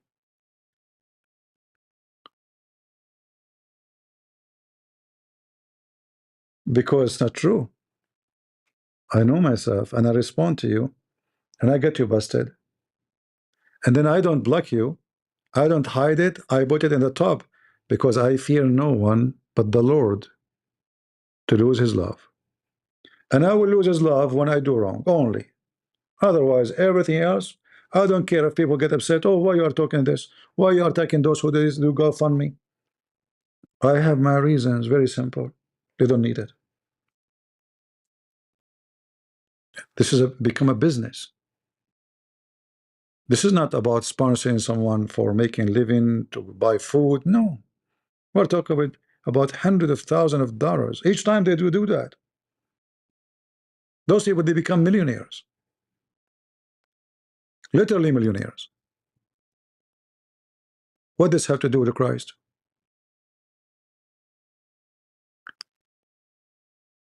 You remember when Muhammad, he says, who want to give Allah a mortgage, and then Allah will multiply it for you? This is the grifter Muhammad. Who wanna give Allah, a godly loan? Okay, if we give you a loan, what will happen? Allah will multiply it for you. So now the people, they start bringing money to Muhammad. You will see the Muslims when they ask people to donate, and they are grifting the Muslims, like those famous ones. They use those verses. At that time, the money goes to Muhammad. Muhammad is gone. Well, we take the money. We use those verses.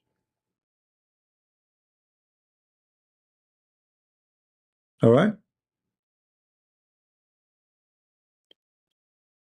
They are threatening his wives. I don't know. You are talking about who? I'm not talking about a specific person. But let me answer you. A person want to kill you, he will not threat you. He will do it. Secondly, getting 100,000, 200,000, 300,000, that will not protect neither you, neither your family. It's a lie. So what does have to do? So I'm not going to be a Christian Prince no more? They can find me second day. You move to a different place, they can find you because they know your name. They know everything about you. So it's just another excuse. And if they want you dead, they will go to you. You are the one who is insulting Muhammad, right? And you go and you meet them, and you go and you debate them. Stop being stupid, emotional.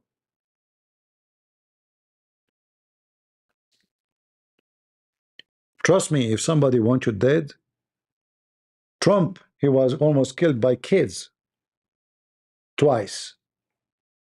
Not CIA, not mafia, a kid. Almost he got him killed. Oh, what they need to know is where you will be tomorrow.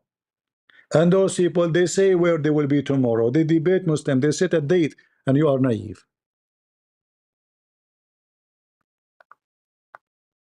Literally, you are naive.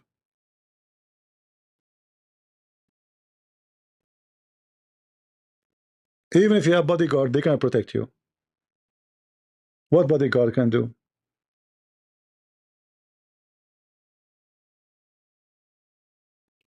Are you going to have like 500 men around you and they close the street from far distance? So all of this is a joke. Playing emotional and getting your money. I got threatened, for how long they want to kill me supposedly?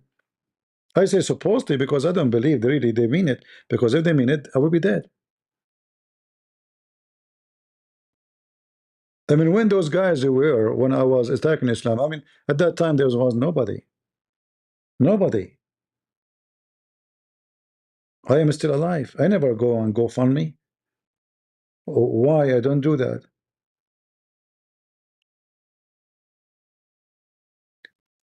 Be careful, my friend. I warn you.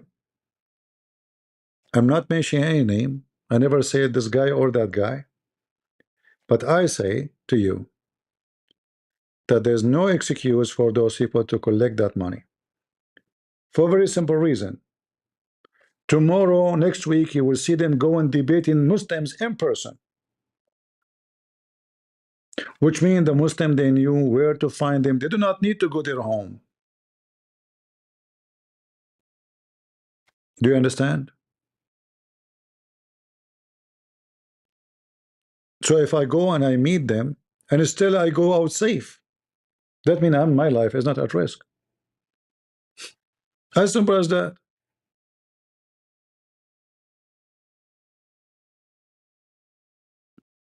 Is what I'm saying to you make sense?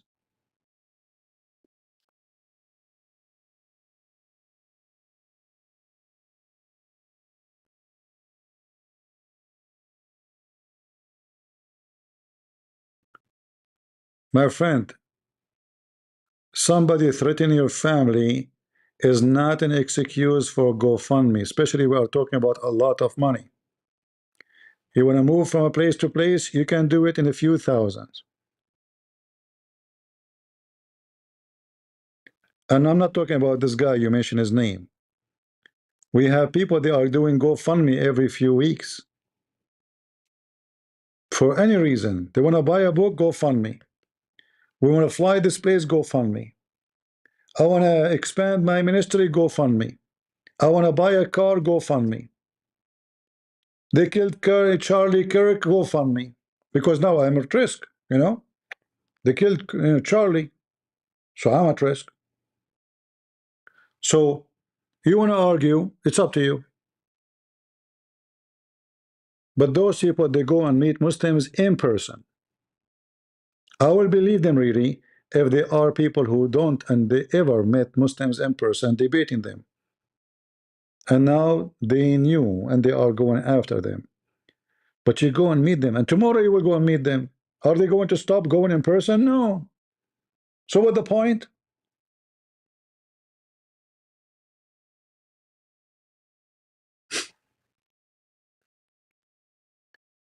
You are giving them even your phone number. Imagine they share their phone number with those Abdul.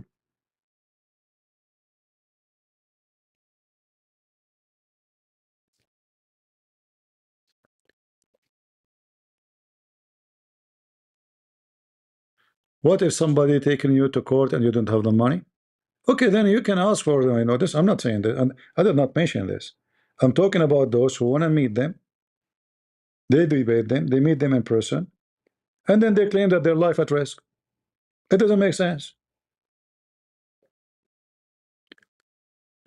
Do you understand? I'm not talking about somebody he needs support for something, like let's say, as you said, court. It costs a lot of money, and even that person, by the way, uh, if he checked with his lawyer and he said to him, it cost you 20,000.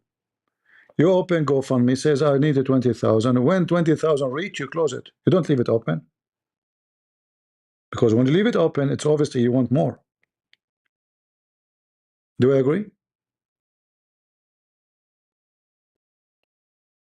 You close it. You said how much you need. Is it open? Is it like millions? I'm not going to argue with you, but I believe, and this is my belief, you don't have to agree with me. They are using you.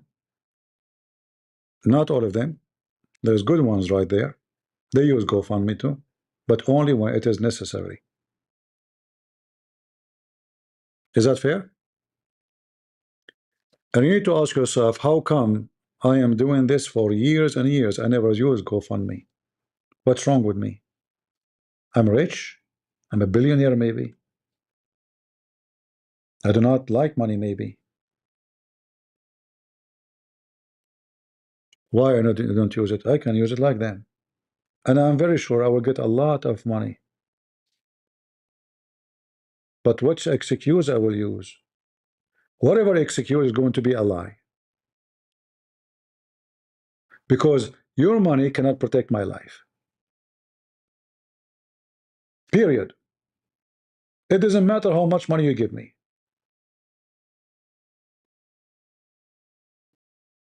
Only foolish one, they think if we give somebody money, he can live. What you will do? You move to a different place, they will find you. They have your name.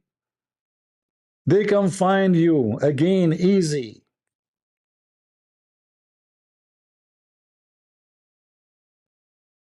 And you go and meet them in person on the top of that.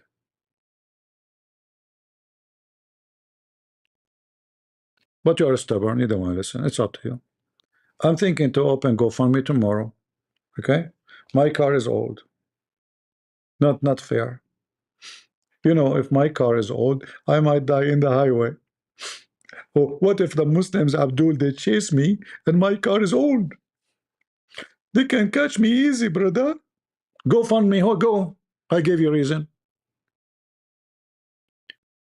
Who they hate as much as a Christian prince? I mean, they hate me to death. They made a PhD study about me in Indonesia.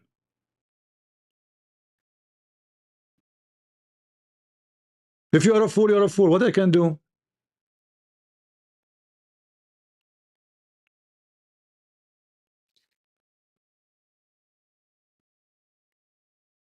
If you are afraid of your life, then never open your mouth.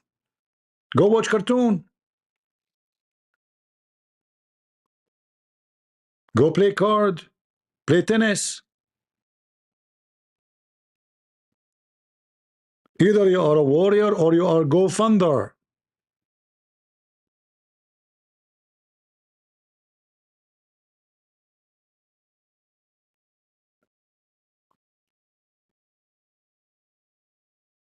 Go check the poor disciple of Jesus, how they die, and how much money they have.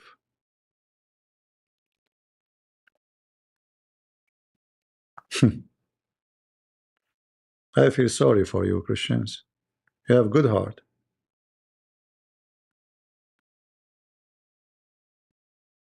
But there is people who really deserve your help. And there's people who don't.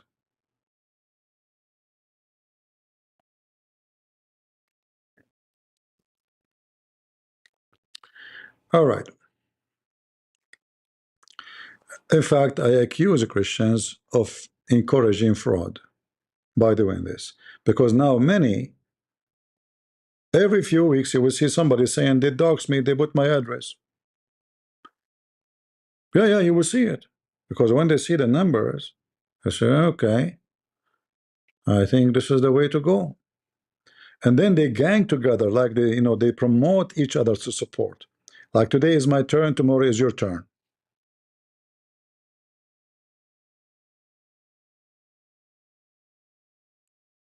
And when you give them money, you are corrupting them.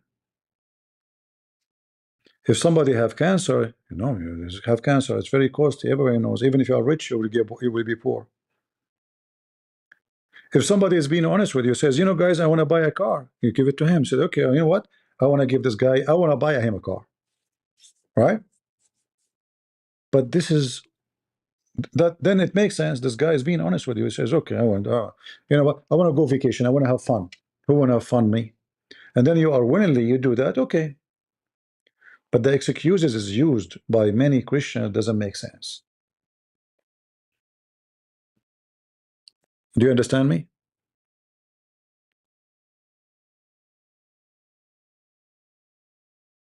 And the reason is very simple. I go and meet Muslims in person. In person. And then I want to convince you that my life is at risk. So now we collect the money. Tomorrow I meet the Muslims. But remember, I'm worried the Muslim will kill me.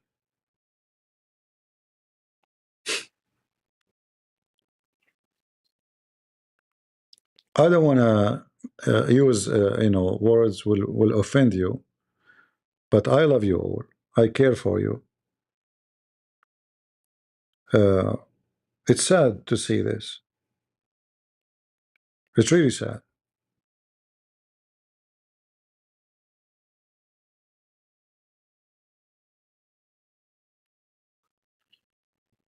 All right. Any question?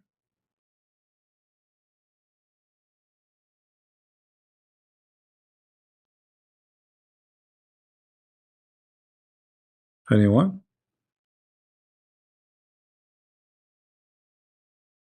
Do you remember when they asked even Christian to go fund me for Lubna? Who is Lubna? She's a Muslim. She defended Islam. She never became a Christian. She have support from the British government. She's not homeless. She gets salary. And what those grifters they do? Go fund me. To who? To a Muslim women. We have a Christian women, they are dying in the Middle East. The Christian women get kidnapped. Go and see how the Christian live in Pakistan. Lubna, who live in England, need GoFundMe. From who? From the Christian. And the Christian go and give her thousands and thousands. Shameful people.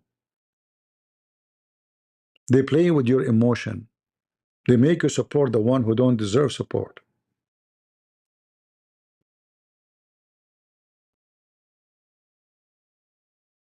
This woman, she have kids, which means she have a husband. Even if she is divorced, he have to pay them. In Europe, most of those women who they are divorced, they have support. You can have a free apartment.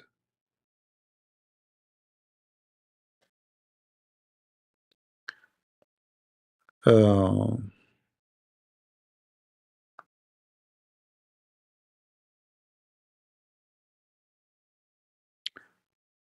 Christian Prince regarding the invasion.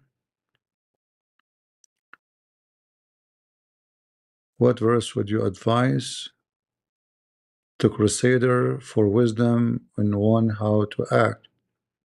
Well, my friend, all the Bible is an advice for the Crusader, because you see, crusade is not only about going to war in a violent way. Violent have a place. Like the Bible says, there's time for peace, time for war. Is that correct? Anyone knows where this verse? Time for peace and time for war. Everything have a time. So when it's time for peace, you do what peace need. Peace have different need. We debate, we argue, we try to convince, we speak gentle, right? But when there's a time for war, we go for war. There's no question about it. There's no need. The wisdom is that God, He did not told you, He would never told you to be coward. And some Christians, sadly, they use certain verses from the Bible to make you sound like a coward. They try to make Jesus as someone who is disconnected with reality. But remember, God of the Old Testament is the same God of the New Testament. We don't have two gods.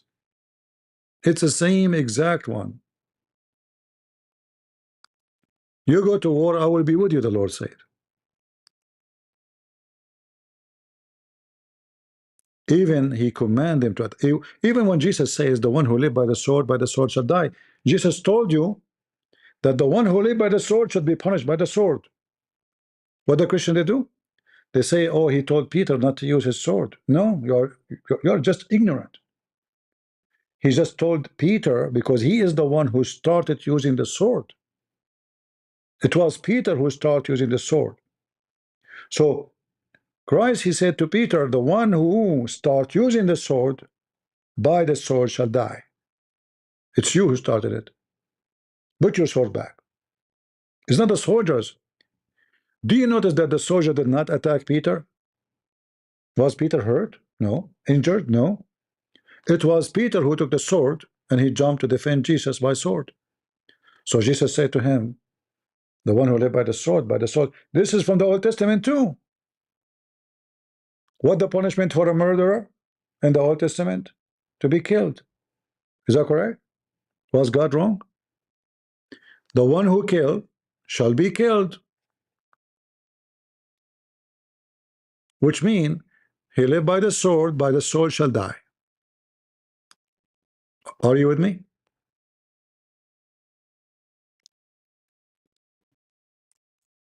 The second you decide to live by the sword, which means you are the aggressor. It's not you defending, it's you who's aggression. Did I answer you, my friend?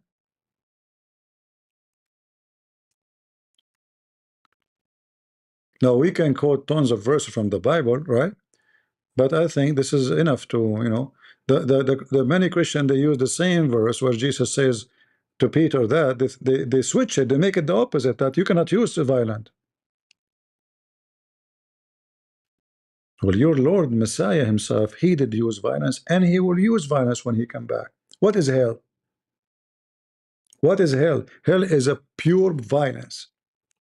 It's a torture.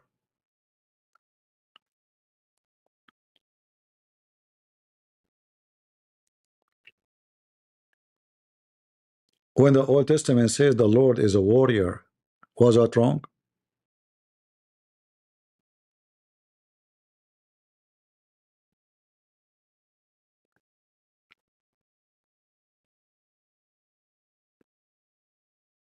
All right. When God, he says to the Jews, the Lord your God is the one who goes with you. to fight for you. Not only goes with you, and to fight for you. We're talking about real war. We're talking about the debate, right? And then they will quote for you from the New Testament verses about loving the enemy. That is not the same. Here, the enemy, you see, Jesus, he said that your mother, your father, they will hate you because of me, right? Those are the one you love. It's not about enemy as an army, and no. We're talking about your family. They will hate you because of my name. You love them. We are not talking about Genghis Khan coming to rape your wife. If you let him do it, you are guilty and you are a sinner and you are wicked. Because guess what? The Bible confirms that the one who allows wickedness is wicked too. In fact, he's a partner in that wickedness. Because you allow it. Right? What do you think about somebody coming to his wife, to his house, and they told him, I want to rape your wife. He said to him, go, I'm Christian, I'm not going to. Go ahead, she's inside. What do you think? Is he going to go to heaven?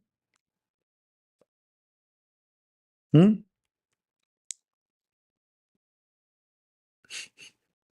He have no place in heaven, right?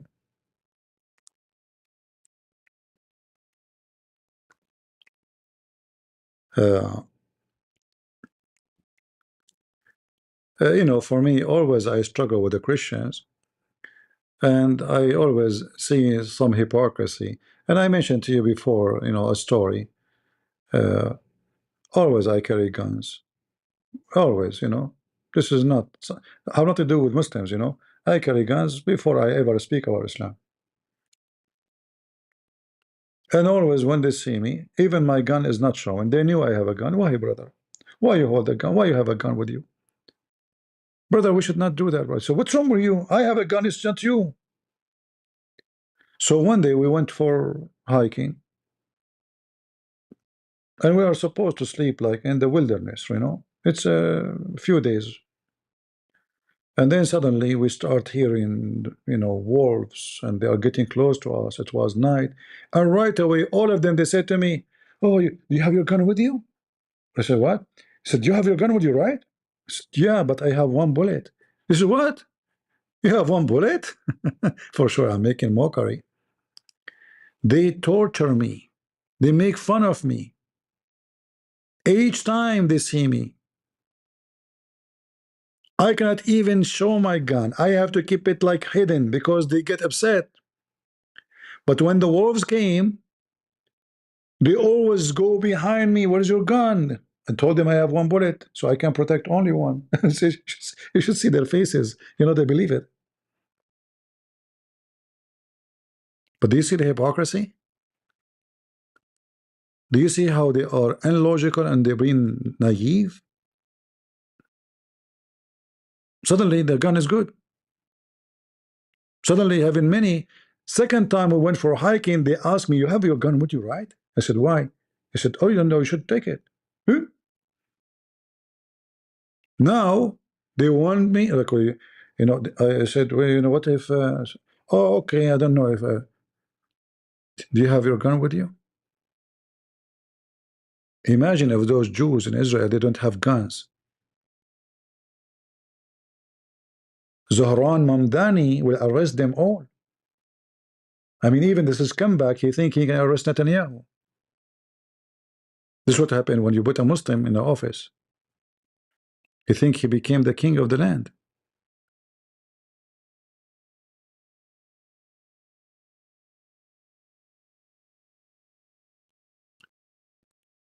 What is important when you do violence to defend yourself is not to be evil.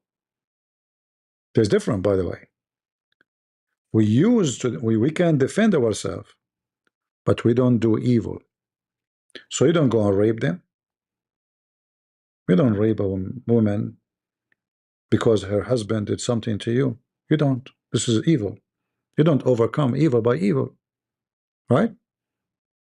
This is against the Bible. But you do justice. You do justice and justice only.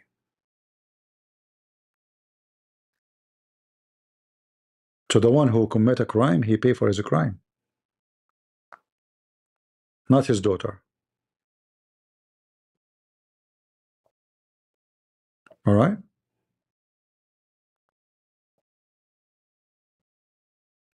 Anyway, I hope I answered the question. And you know, for me, I don't respect a Christian who is not willing to defend his house, his wife, his children, his country. I don't respect you if you don't.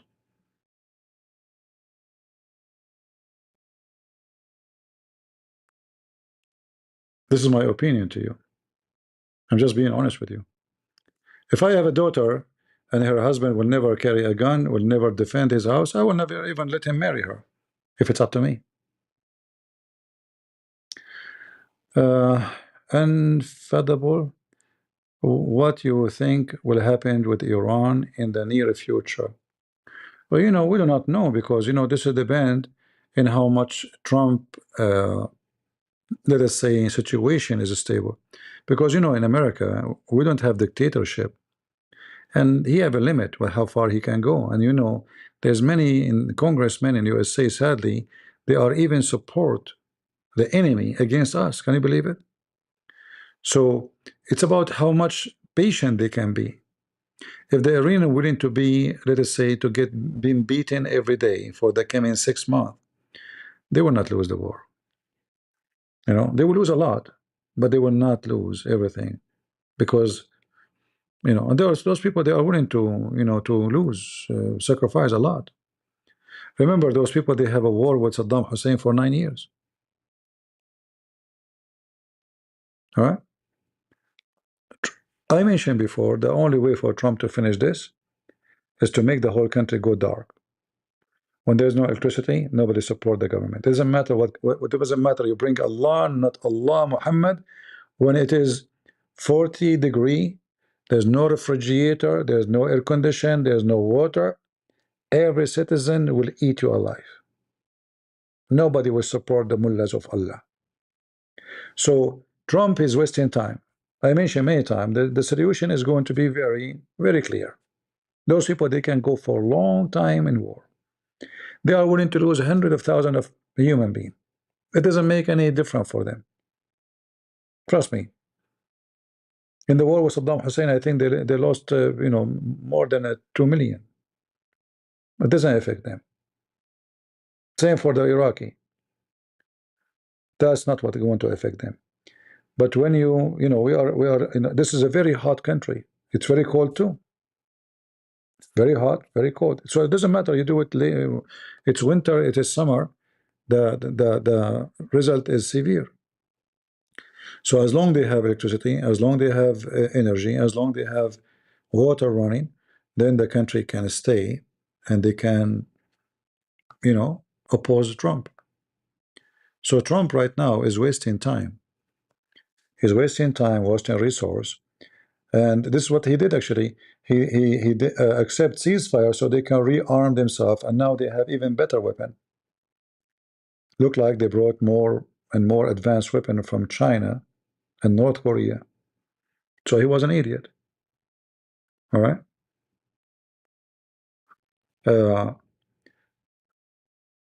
So if you ask me about Trump, I believe Trump procedure in this war is a big failure. Same time we have election coming soon. So they knew that. They aren't stupid. They knew that he have election. They knew the oil price going up. This is why they are playing him.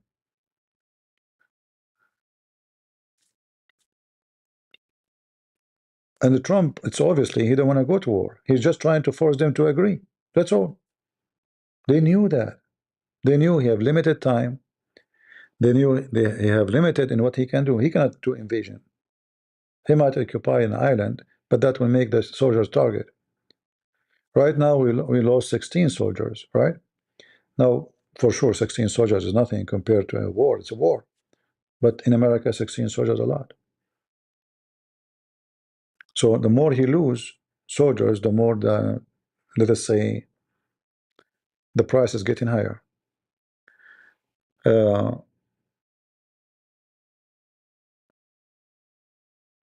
so I believe until now, he is not doing the right thing. He's being easy. Still he is hoping that they will come to an agreement. He's being stupid. Because even if they agree, it's going to be temporary. And I think he knew it's going to be temporary. He just want to pass the election. He's being stupid, literally stupid. This guy, you need to praise him. Say he is the most wonderful. He's the most amazing. He's like Muhammad. You know, Trump has zot upon him. So, and he treat even his friends as dogs. Like, stop attacking Iran, Israel. And he swear at them.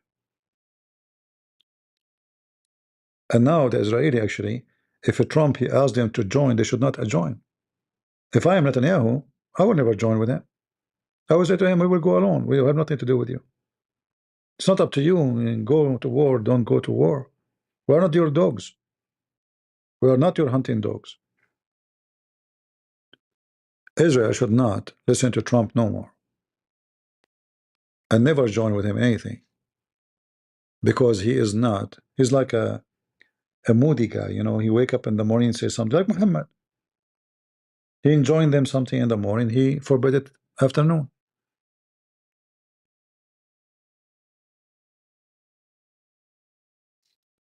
We wanted him to win. We wanted him to be successful, but he is doing stupid things.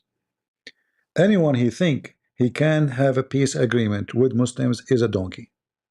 Take it from me. The Quran says clearly that cry not for peace when you are the uppermost. All right?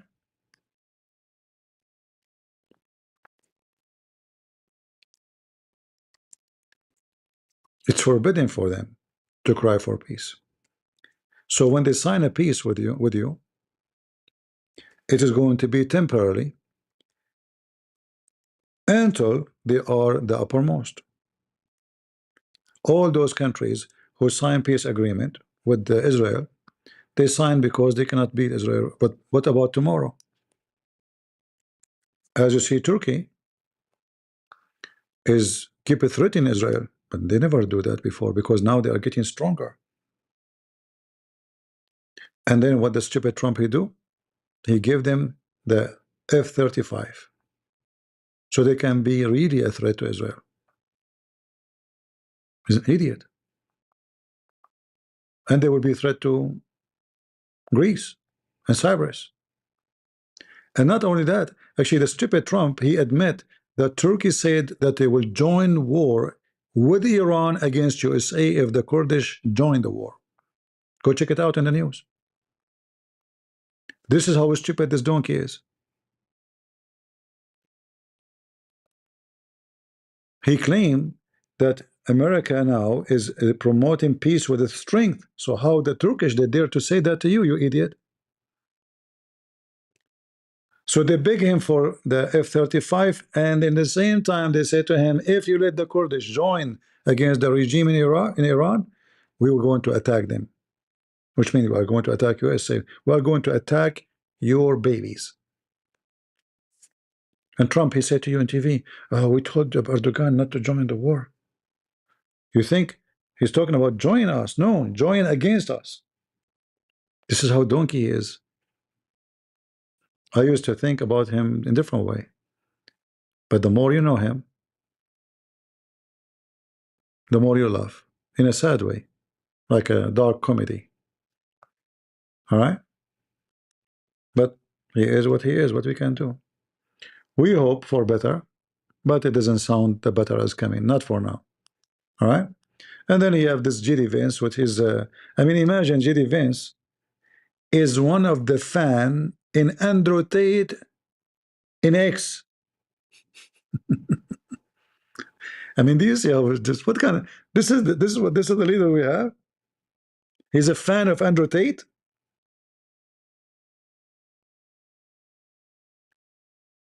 How wicked. How naked.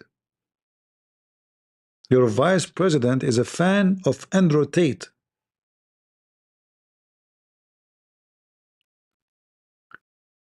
Andrew Tate, he made a big mistake, as long as we mention his name. He insulted the sentence. Anyone saw the videos? He said that the sentence have to apologize to him, and he said to him the F word. And the sentence is not an easy cookie, my friend. The sentence can make a lot of things happen. He's a good man. He's not like those, the potatoes of Trump. And Trump have no power over him. And obviously the sentence, he forced Trump to not to protect him this time. And that's why the sentence, he welcomed the marshals in Florida. He gave them the open road. He will be out into England very soon. And nobody can protect him. He will be the joke of everybody. Especially with the evidence that he is doing sexual actions and promoting videos and sexual himself involved in it with little minors, children. 19, they have 19 act, not one, not two, 19 children's in extreme sex. Extreme. I pray that this guy and his kind, they will be punished in a severe way. Because sadly, in this time, there's many who think being a pimp is a good thing. Luring women into such a business is a good thing. You know, how in the world you can be Christian and you can listen to this wicked man? When Jesus says to you that the man, he should be the same as a Christ, giving himself to his wife. Giving himself to his wife. Not luring his wife, not beating his wife, sacrificing yourself to your family. Absolute love. He considered your Lord. He taught you that your women is your church, the same as your church, the same as Christ gave himself to the church, you gave yourself to her. You don't beat her, you don't abuse her, you don't spit on her, you don't make her go naked in front of people. This is all is an act of Satan.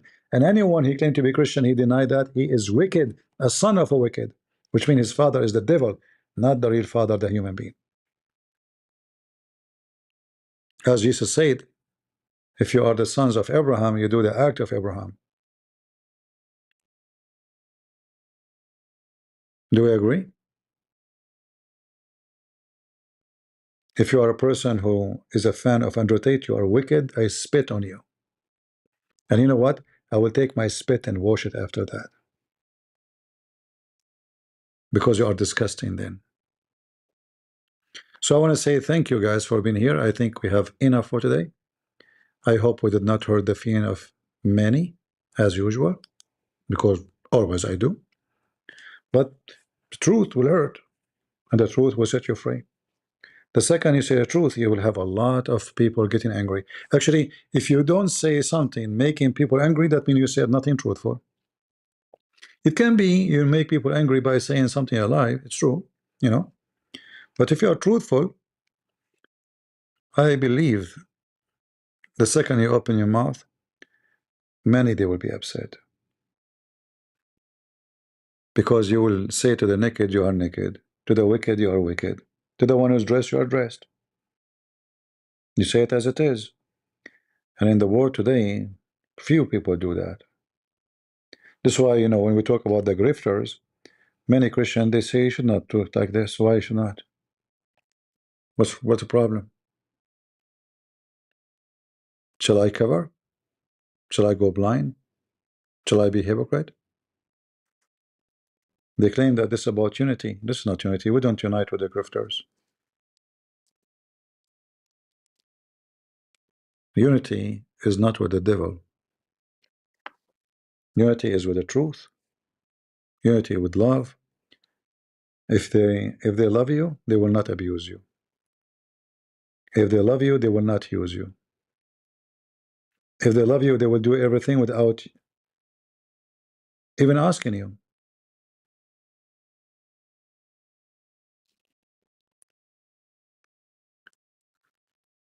So I want to say thank you all for being here, and I hope to see you, if I could, tomorrow, God is willing.